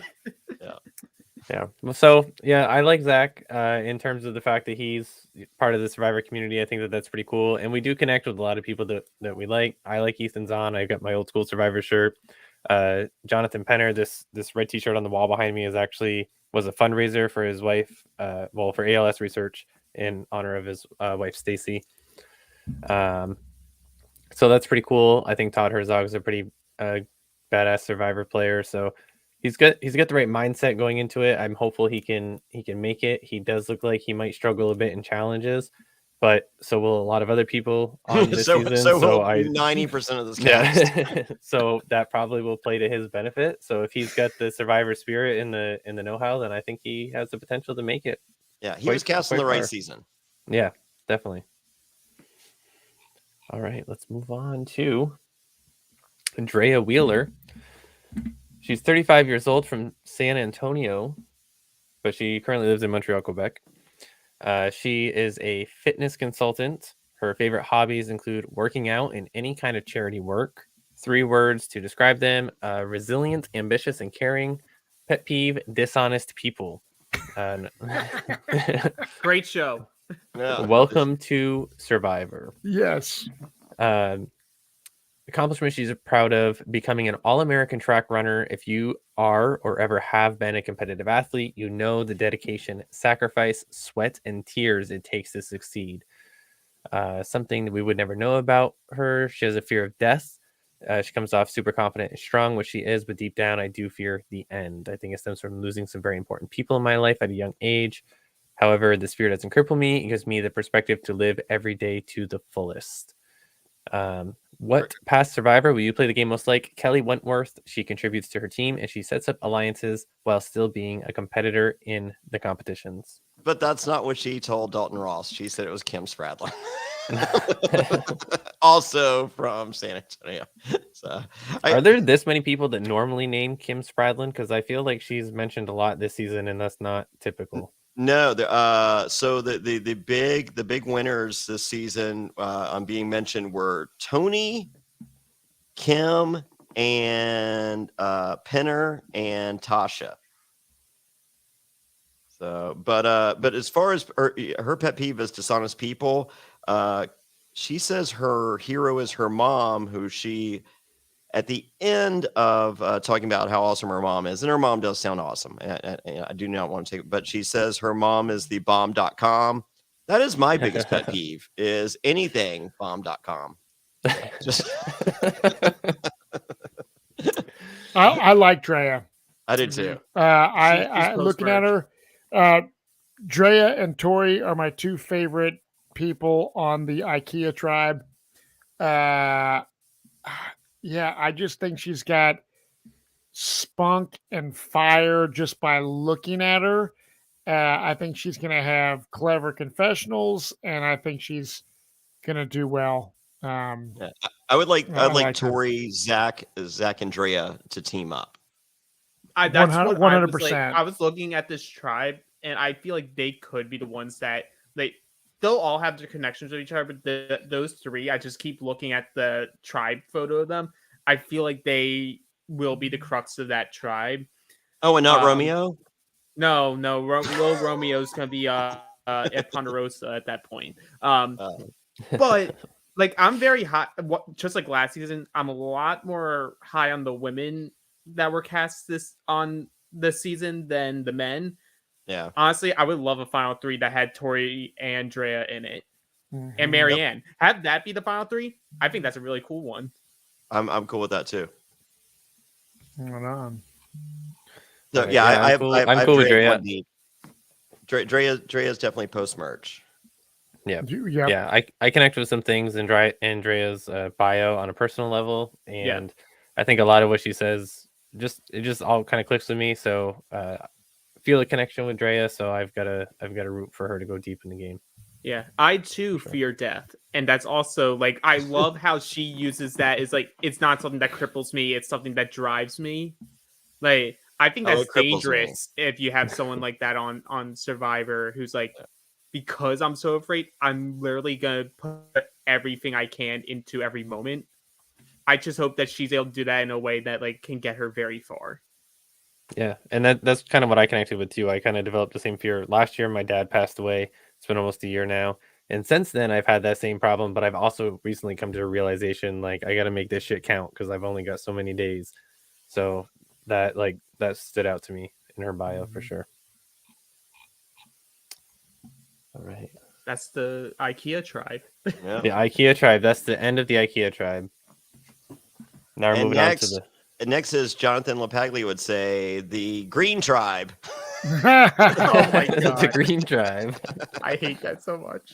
Oh, it's so painful. Like Matt, right now on the new season of Survivor, it's blood versus water. Mhm. Do not ever expect to hear the words blood or water. No, red and blue.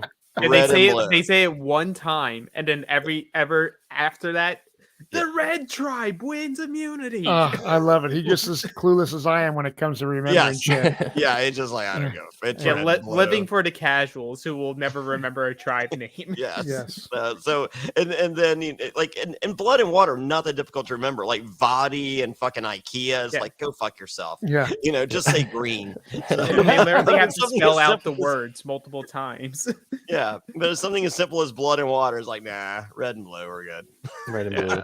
Can't be bothered to go any deeper than that. God bless JLP. Okay, Chanel.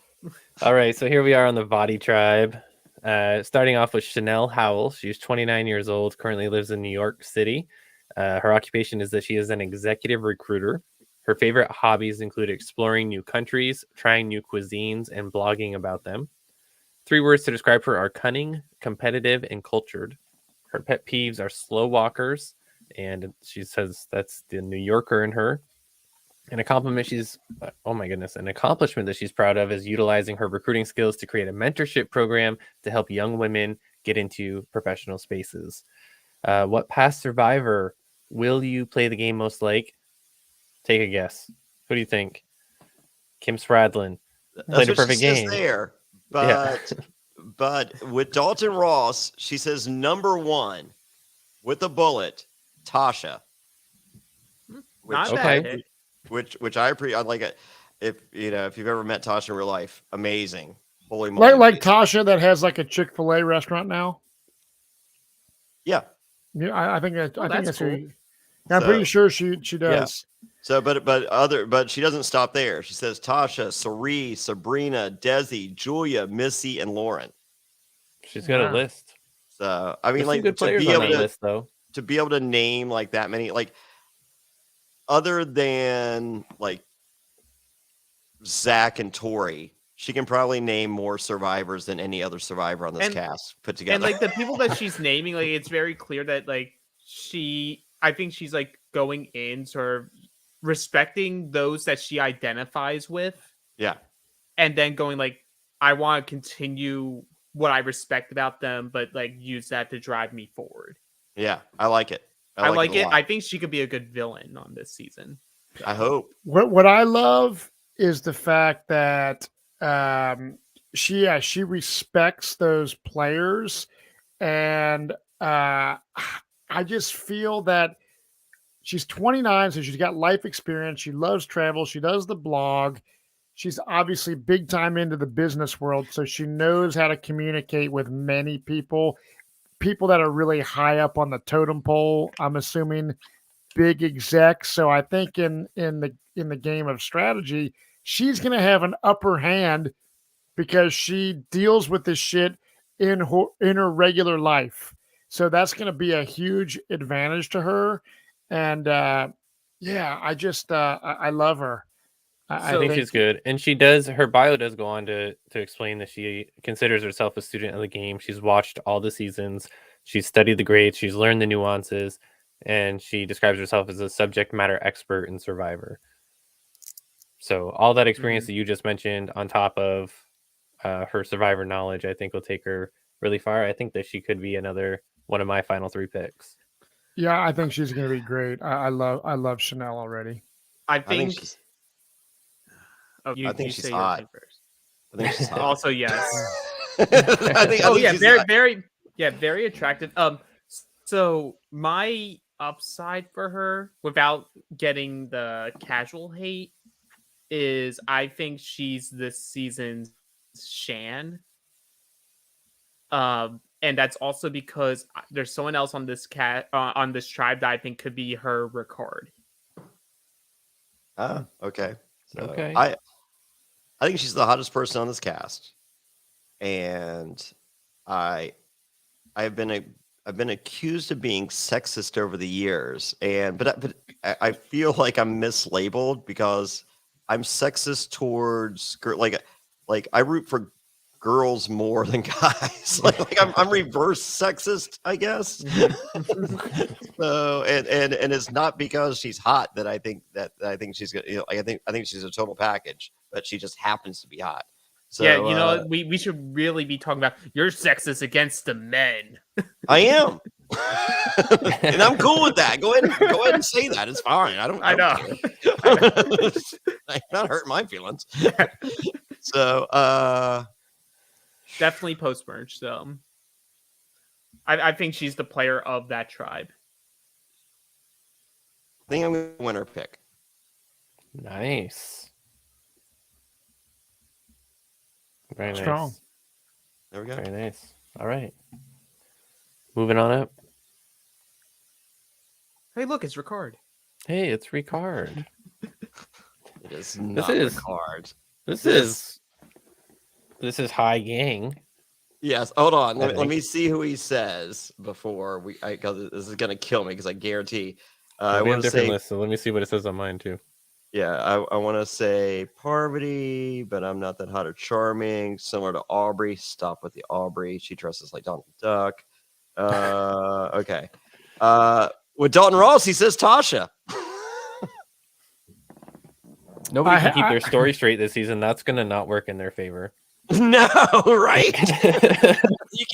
These people can't remember what they said 12 hours ago. So, yeah. I see him working. I think Alex saw something with it that the Shannon Ricard deal, but I think this is going to be the reverse. Like what? I can definitely see it being reverse. Yeah, what we saw Ricard do to Shan, I see. Was it Chantel? Yeah, Chanel. Chanel. Yeah. No T.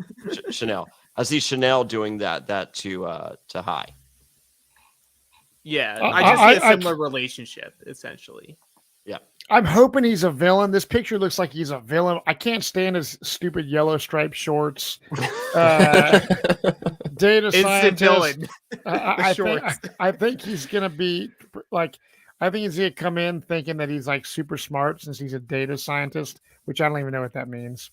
But I think he's gonna have a big head, and he's gonna come to the realization that Survivor is a lot harder than he thinks, and that someone like Chanel is gonna just totally dominate High.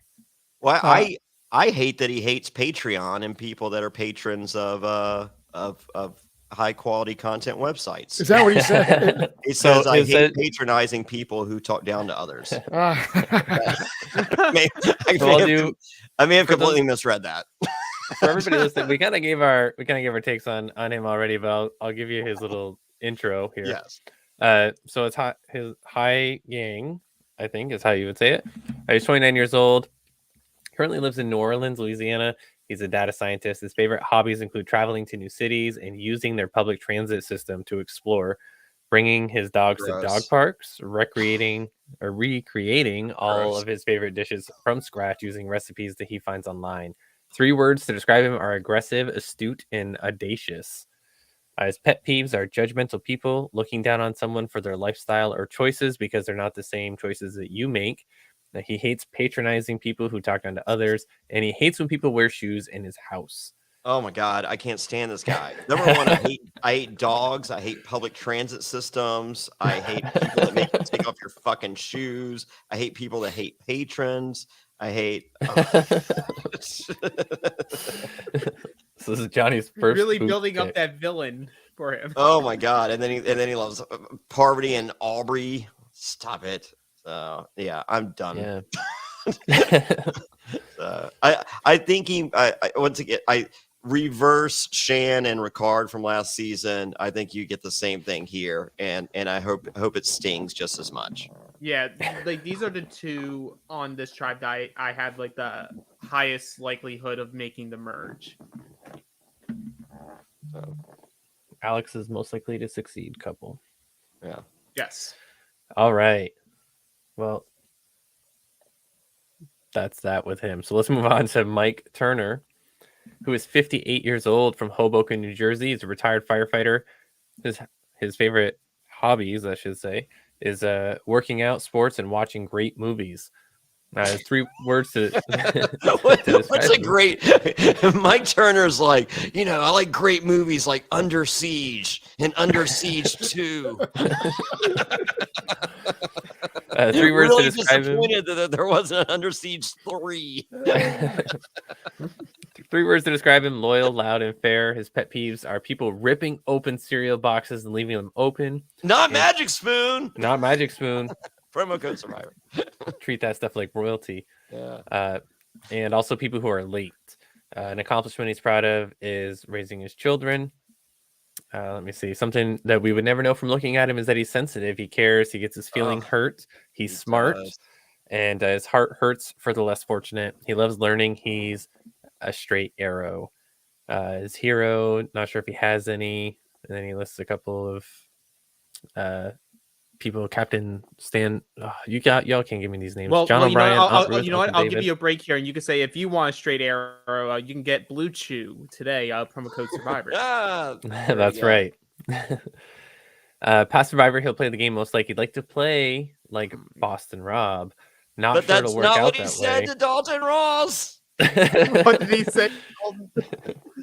He wants to play like Ty That's because he's sensitive like Ty. And I'm just like, that's almost worse.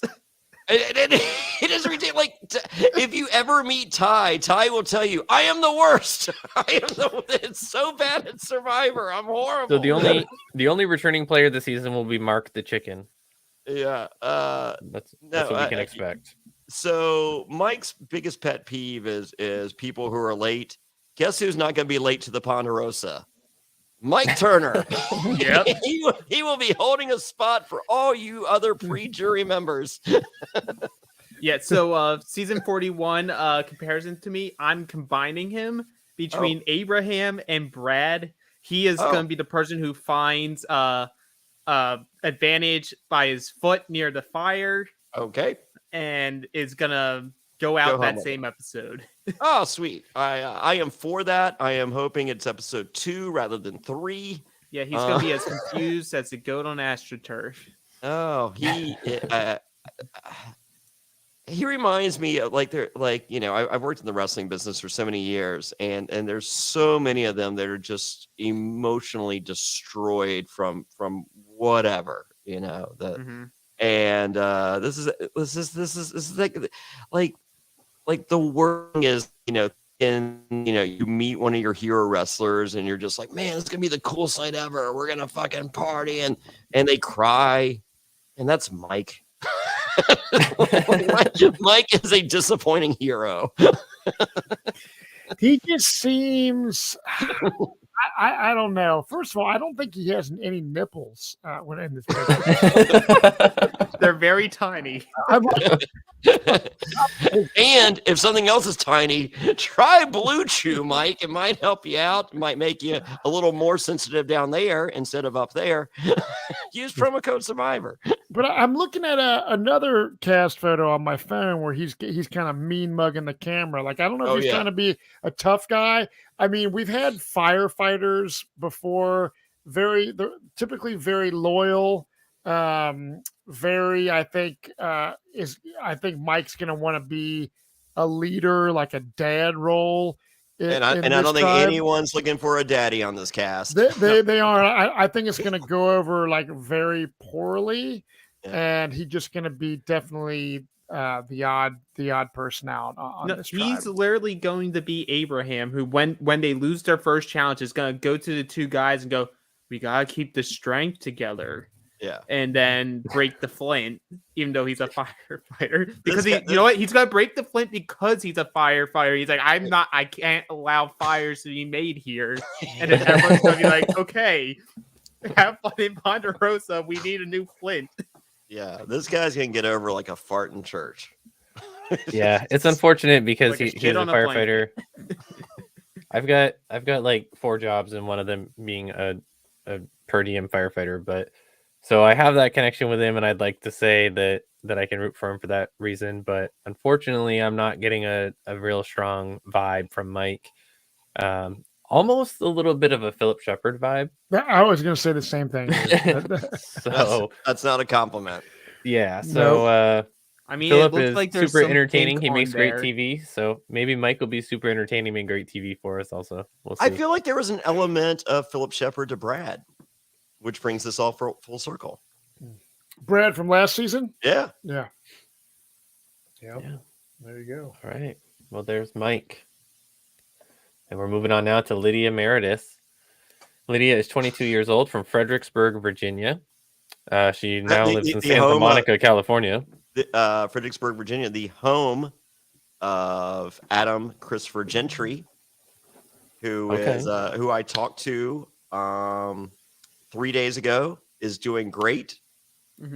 His life is going wonderful right now, and he's from Fredericksburg, but he's currently living in Virginia Beach. And I will be seeing him at the end of May. So there you go. And also a little known fact about Fredericksburg, Virginia.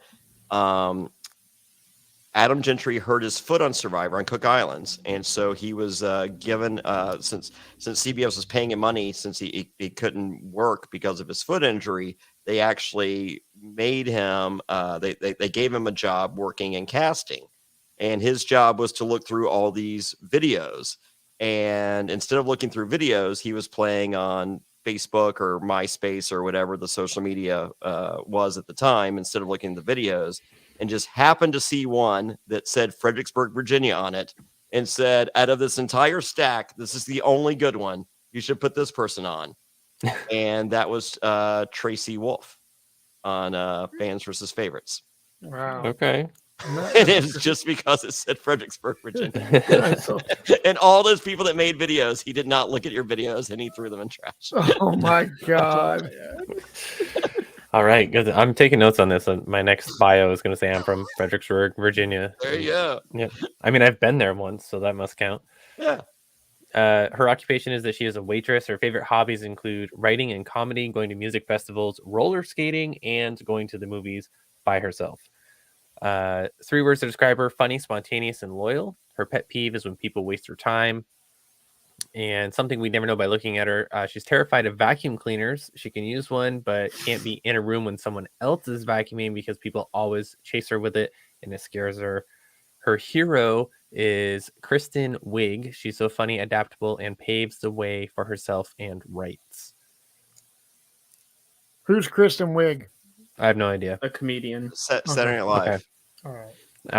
So She's she very thinks funny. that she's she gonna. was in the Ghostbuster reboot. She was like the main Ghostbuster. Okay. So in this Dalton She Ross does article, the Target lady skits. All right. Yeah, Okay. it's funny.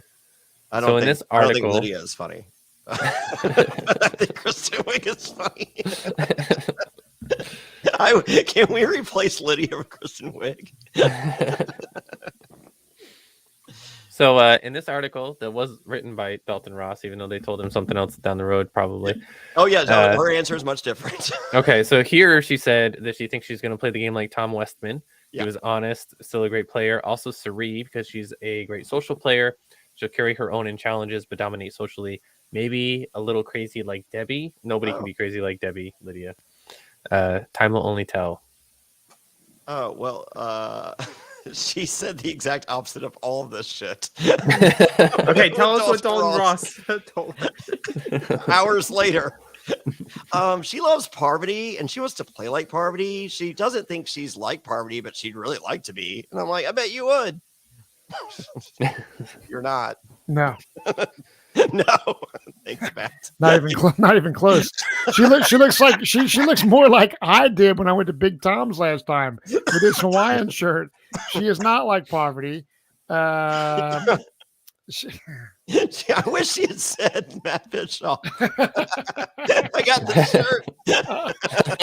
Well, I will say with that comment about the pet peeves, like in our everyday, I think what people need to understand is everyday life is a little bit different than I guess how you would handle it on Survivor. Like you know your pet peeves going in, so you're like, I just need to like just not say anything if it happens. And if you're a bad Survivor player, you then say something and then you get voted out.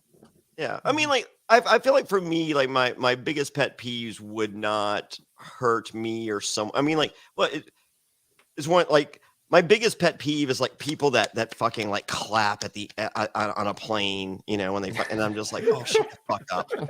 Like I don't feel like that's gonna jeopardize my game on Survivor. But if Yeah. someone says bomb.com, I'm like, send that motherfucker home. Is clapping at the end of a Star Wars movie acceptable? I'm okay with Star Wars. I'm not, but I'm not against it. I mean, like I'm not going to participate Yeah, right. because I'm right, too right. busy wiping my tears away. Yes. I cried episode 12 of episode 12 of Australian Survivor, Blood vs. Water. Mhm. Cried for a good minute and a half. The person's safe. All is well. Cried for a minute and a half. Messaged that person. Got a and then we vocally talked afterwards to discuss it and that person was they're just like fair play, stop it, and I'm just like I can't help it. Like you're so like I don't like anything bad to happen to the people that I love and I love this person and that really meant a lot, and I'm like and I almost like this other person. They're like, well, I'm with you. This is one of the Lydia's got one of the most horrible outfit choices I've ever seen. I don't even know what I don't even know what this fucking is. But you know, I think she could be very sweet. I don't think she's a fan of Survivor. Definitely. Well, she mentioned Debbie. That goes back. Yeah. I get, and there's no way she's going to be like Poverty, and there's no way she's going to be crazy like Debbie. Not even close. I would love her to be crazy. If she's crazy like Debbie, I like you're my favorite person on this cast. Yeah. But I think she's crazy to think that she's crazy like Debbie. But I definitely think that she has an upper hand over like that Mike or High. So we'll see. 22, she's young. We'll see. Yeah, we'll see. I think, unfortunately for her, I see her as being one of the people that are very under-edited. Yeah. I like even if she is crazy or fun, we're not going to see it. So she's a pre-merge boot. Mm-hmm. But then we're gonna find out from like all the cats will come out and say like, oh, she was this very fun person on She the was beach, hilarious. and No, we'll hang out at Hearts of Reality. She'll be our favorite person. Mm-hmm. and then we find out she gets like through 8 episodes, but has like 3 confessionals. Sweet. Perfect. Yeah, I don't know. I'm not getting a lot of vibes from Lydia. I do, after our conversation, though, I do think that if I ever get cast on Survivor, I can't wait to fill out my bio because I'm just going to give you guys all sorts of material. I'm going to be like, sweet. I'm going to play this game like Jonny Fairplay and Matt Bischoff because they are bomb.com.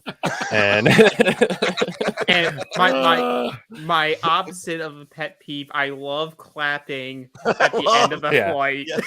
I hate people who don't clap when the plane lands. I mean, how much The disrespect to air. My favorite hobbies are clapping when a plane lands, and my biggest pet peeves are people that don't. Oh shit! All right, well that's Lydia. Yeah. Let's move on to Jenny Kim. Yeah. Jenny Kim is 43 years old from New York. They're a creative director. Favorite hobbies include travel, Pilates, writing, and watching movies. 3 words to describe them: direct, open, and compassionate. Pet peeves are arrogant people and those with a sense of entitlement. Let's see. An accomplishment as a designer, my career has certainly taken hard hits during times of recession. In those times, I've never given up. Proud of every twist and turn I've adapted and can confidently say I'm a successful design leader today. Something you wouldn't know from looking at them: I know how to weld and build furniture out of metal. I worked at a metal shop for a year. I am crafty, good with my hands. Her husband is her hero. He left Australia to follow his dreams to live in New York. And past Survivor, in this article, past Survivor, she'll play the game most like is Kelly Wentworth's. Tenacity is definitely something she'll emulate. She doesn't give up. Lauren Beck, because she really studied and watched people to understand their motives. I love to study human behavior. Oh, well, that's not what she told Dalton Ross hours later. Naturally. It's Tony Vlachos. Because when I see Jenny, all I think is Tony Vlachos. Oh yeah, Jenny's gonna be building spy shacks and doing all kinds of crazy shit. 100%. By day 23, she's gonna have a big tribal tattoo. Oh, sweet. I'm just looking forward to her ladder. She seems smart, but I feel that the game of Survivor is so gnarly, and a lot of these people's pet peeves and things that bother them, etc. Survivor could make these people go fucking insane. I see her joining in with Chanel and High. I agree. Yeah, I can see that. She's top half of the tribe for me. Yes, I'm concerned that she could be someone who like isn't bad at Survivor, but if their tribe just isn't good at challenges, she could be someone who's a casualty of just them losing consistently. Yeah. Mm-hmm. So no, I think she'll do okay. Yeah. I think Jenny will stick around a little bit. She seems interesting. I'd be very interested to see how she is in confessional. I would love to just see them showing the human being that is Jenny interacting and none of the other bullshit. Just, hey, this is potentially an amazing person, and let's see their good and bad qualities, like Survivor. Right, but also her. I think the bios said the husband's from Australia. Maybe the husband got her into some Australian Survivor to amp her up some more. Who knows? As long as she's not way Survivor. As long as she's not way, I'm cool with that. There's a lot of people in their 40s this season. That's good. It is. Yep. So go Jenny Kim. Yeah. And last but not least, we have the person from my hometown. Oh yeah, Cincinnati, Ohio. I wish they lived here now. Yeah. Because I guess they're in New Haven, Connecticut. But Cincinnati, I did see on Daniel's original on his bio. He is there was something in the alumni group thing about Daniel. So I guess he's throwing I think he's premiere party, and he invited the alumni. And I think that post had silence.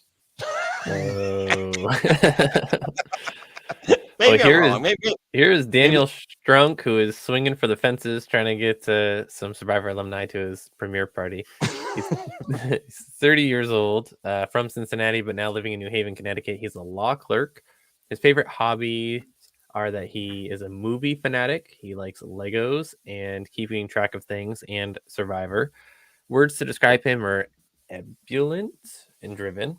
His pet peeves are people who are so convinced that they are right that they foreclose debate, people who are disruptive in movie theaters, and when people try to talk to you, even though you are wearing headphones, oatmeal raisin cookies masquerading as chocolate chip cookies.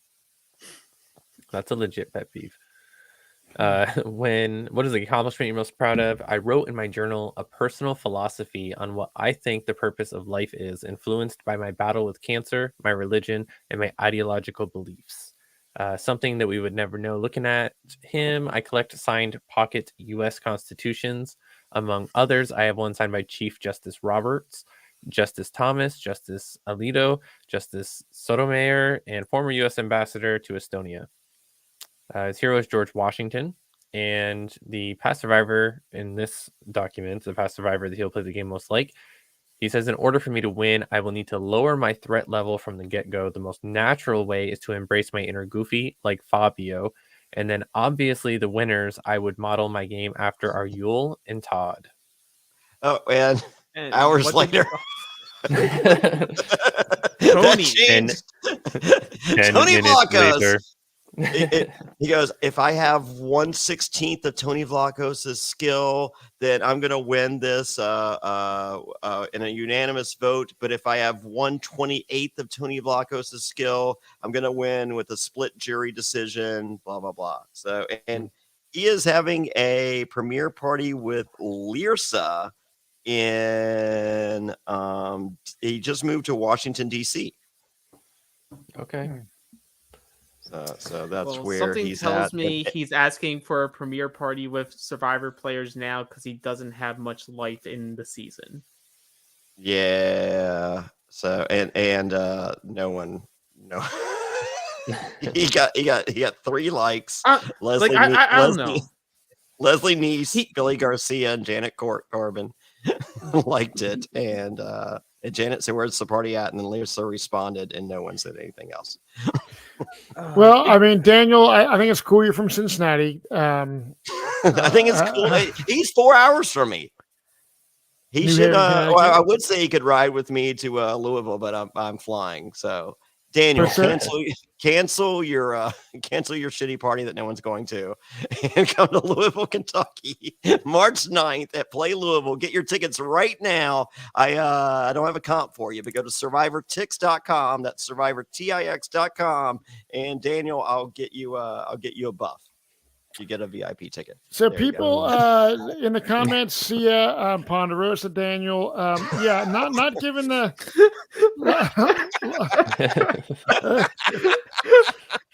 That was not from me. That was from Joshua Shoemaker. I like that his hero's George Washington, and if you look at his hair, you can see that. What was the guy's? How old is he? 30. 30. What 30-year-old has a haircut like George Washington? Like, what the fuck is going on with Daniel Strunk, Daniel who Strunk? collects signed pocket U.S. constitutions. And that's why he's in D.C. to get more constitutions. Yeah. It's like I feel like he has all these things that are gonna go against him depending how it comes out during the game. Like I commend him for being, being a cancer survivor. If he tells a soul about that, people are gonna go after him because you can't let someone with that type of story get to the end. Like that type of thing. Also, if you just go based on profiling, if you just do a quick glance at him, look away, sort of gives you Rick Devon vibes. No, this guy gives me Jacob Derwin vibes. It's like it gives me a mix of both, and either way, I would want them out early. This guy, if you go on the Durham Warriors Survival Challenge Facebook group page and you click on any video and just skip to like 1/3 of the way into the video, there's Daniel Strunk. Did he play? I don't think he played Survivor. No, but I'm saying for some reason I think there was someone maybe that played one of those challenges that are actually on one of these seasons. I don't know if it's Daniel or not. Probably. But yeah, Daniel, what you got going for you is Cincinnati and your great white sharks or something on your shorts. Legos. Lego. Matt's reaching deep into the well here. Yeah, did he say Lego or Legos? Because Lego is the plural. He did say Legos, which is that's bad. That's wrong. Yeah, Lego is plural for Lego. So yeah, fuck you, Daniel. I don't know. He could be someone that we're very off on and he ends up doing very well. But I just currently with what we know, I don't have high hopes. How do you fuck up Lego? If you're a fan of Lego, you don't say Legos. No, that's like saying vinyls. You don't say vinyls. It's vinyl and it's Lego. I mean, here we go. Phil H. Oh yeah, fuck him. Well, Daniel, I hope if you're in Cincinnati, if you're in Cincinnati, hit me up. We'll eat some Skyline, and we can. I mean, you can come to my house and be a guest on the podcast where we're interviewing first boot characters. We'll get Brooke Garrity on the line. I'll bring Zane with me. I'll be there. It'll be great. Dude, but this season 42, it's interesting. It is a nerdier season. Here we go. What is Catherine Allen? Definitely, men won't be as memorable as the women. That is 1000% correct. I mean, look at these men. The most dominant man is the beach guy in the center. Yeah, this is a very interesting group of people. Hey, I hope this is a great season. I'm going to keep an open mind and see how it goes. Wow. That's crazy. This is the nerdiest cast in the history. I agree. I mean, yeah. Well, so I'm looking. I it's mean, different. it is different, and you know what? I like different. I don't want the same shit. I don't want just Mactors. So what? Yeah, we'll definitely see how this rolls. At least they'll be even in the challenges. Can you imagine anyone on this cast, Johnny, doing that Australian Survivor Challenge where they're like pulling that shit in the mud? Jonathan, I Who's think that? The beach guy? Yeah, the beach guy, and then tallest one. which caught. You know what? See the other, the Jersey chick. She might be okay. Which caught, honestly, Chanel looks. Yeah, so Jackson looks strong. Yeah, I'm gonna go with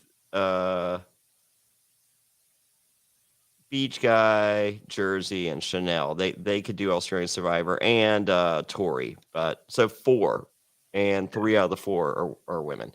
But you know what? More importantly, though, Matt, who's winning? Yeah, who's your winner? I was just thinking that. All right, I'm looking at this cat. Son of a gun. Who are you fucking out of $1 million right here by saying the words you're about to say? Chick with the orange shorts, Blondie. Tori. Oh, Tori, my winner pick.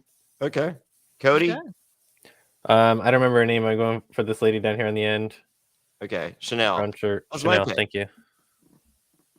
Okay, Alex. You know what? We're gonna have a repeat of a Canadian winner, Marianne. All right. Who's that? Which one's Marianne? She's the one in the middle next to Jackson. Yeah, the one that wants to play like Davey. Okay, gotcha. And I'm going Chanel, but I said Chanel before Cody, so I get credit for it. But more credit. You did. All right, Cody, you have to pick a second person.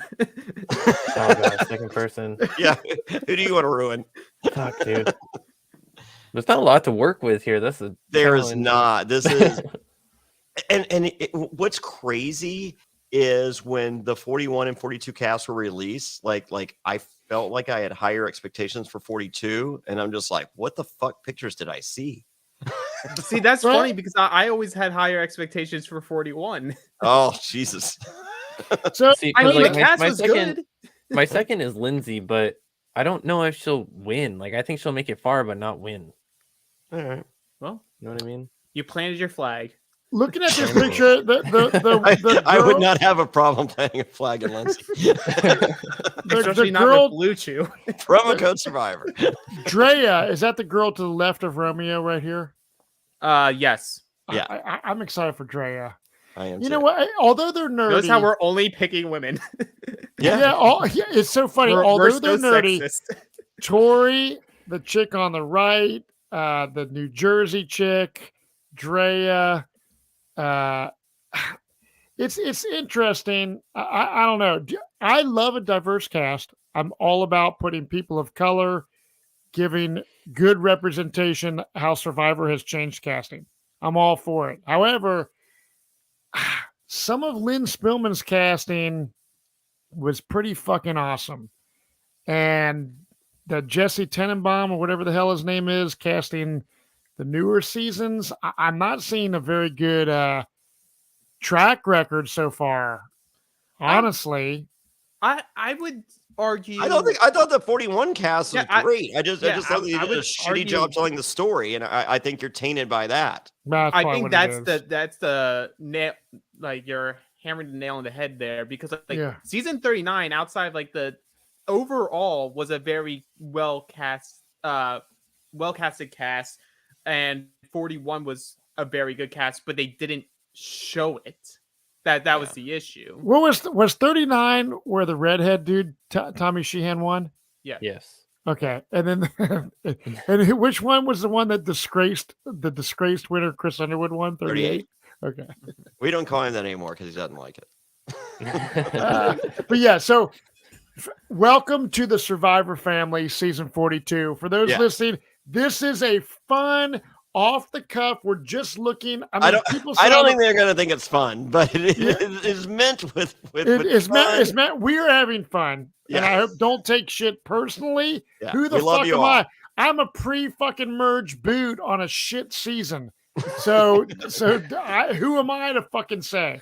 But I'm excited to watch season 42. I'm glad Survivor is back, and it's back every Sunday, Monday, and Tuesday in Australia, and then you get the links at adfree.nsfw.com. You enjoy it. It's amazing. Good stuff. Yeah, and to piggyback off Matt, I'm just a Survivor castaway wannabe, so my opinion isn't really all that important either. But if Jesse Tannenbaum wants to turn around Matt's opinion, you can start giving people like me a call, and we'll square that away. I mean, That's right. Jesse Tannenbaum's just watching this podcast and got Of to course this point, and he's like, Absolutely. we need to cast Cody and Alex for the next 100%. 100%. You're looking at Survivor 44 right here. It would make my fucking day. Seeing either of you or any of our patrons on a Survivor season would make doing this podcast. That would be the why we do the podcast. Like, if any one of you made it on, I would be so fucking pumped. I'd be like, God, you put me to do this podcast so someone that I know and part of our fucking family gets on the show. So keep trying. All right. Well, as a Survivor Hall of Famer, I can proudly say, fuck Romeo. Yeah. With that, become a patron. More information as the show ends. And get a t-shirt, get a cameo, and get your tickets. Come join us live March 9th in Louisville, Kentucky. We're at Play Louisville. I'm there. Matt's there. Brent Walgamot's there. Many others. It's going to be awesome. VIP and general admission tickets are available. Go to survivortix.com, survivortix.com. All right. Cheers. Thanks, everybody. And for more reality NSFW content, visit adfreensfw.com.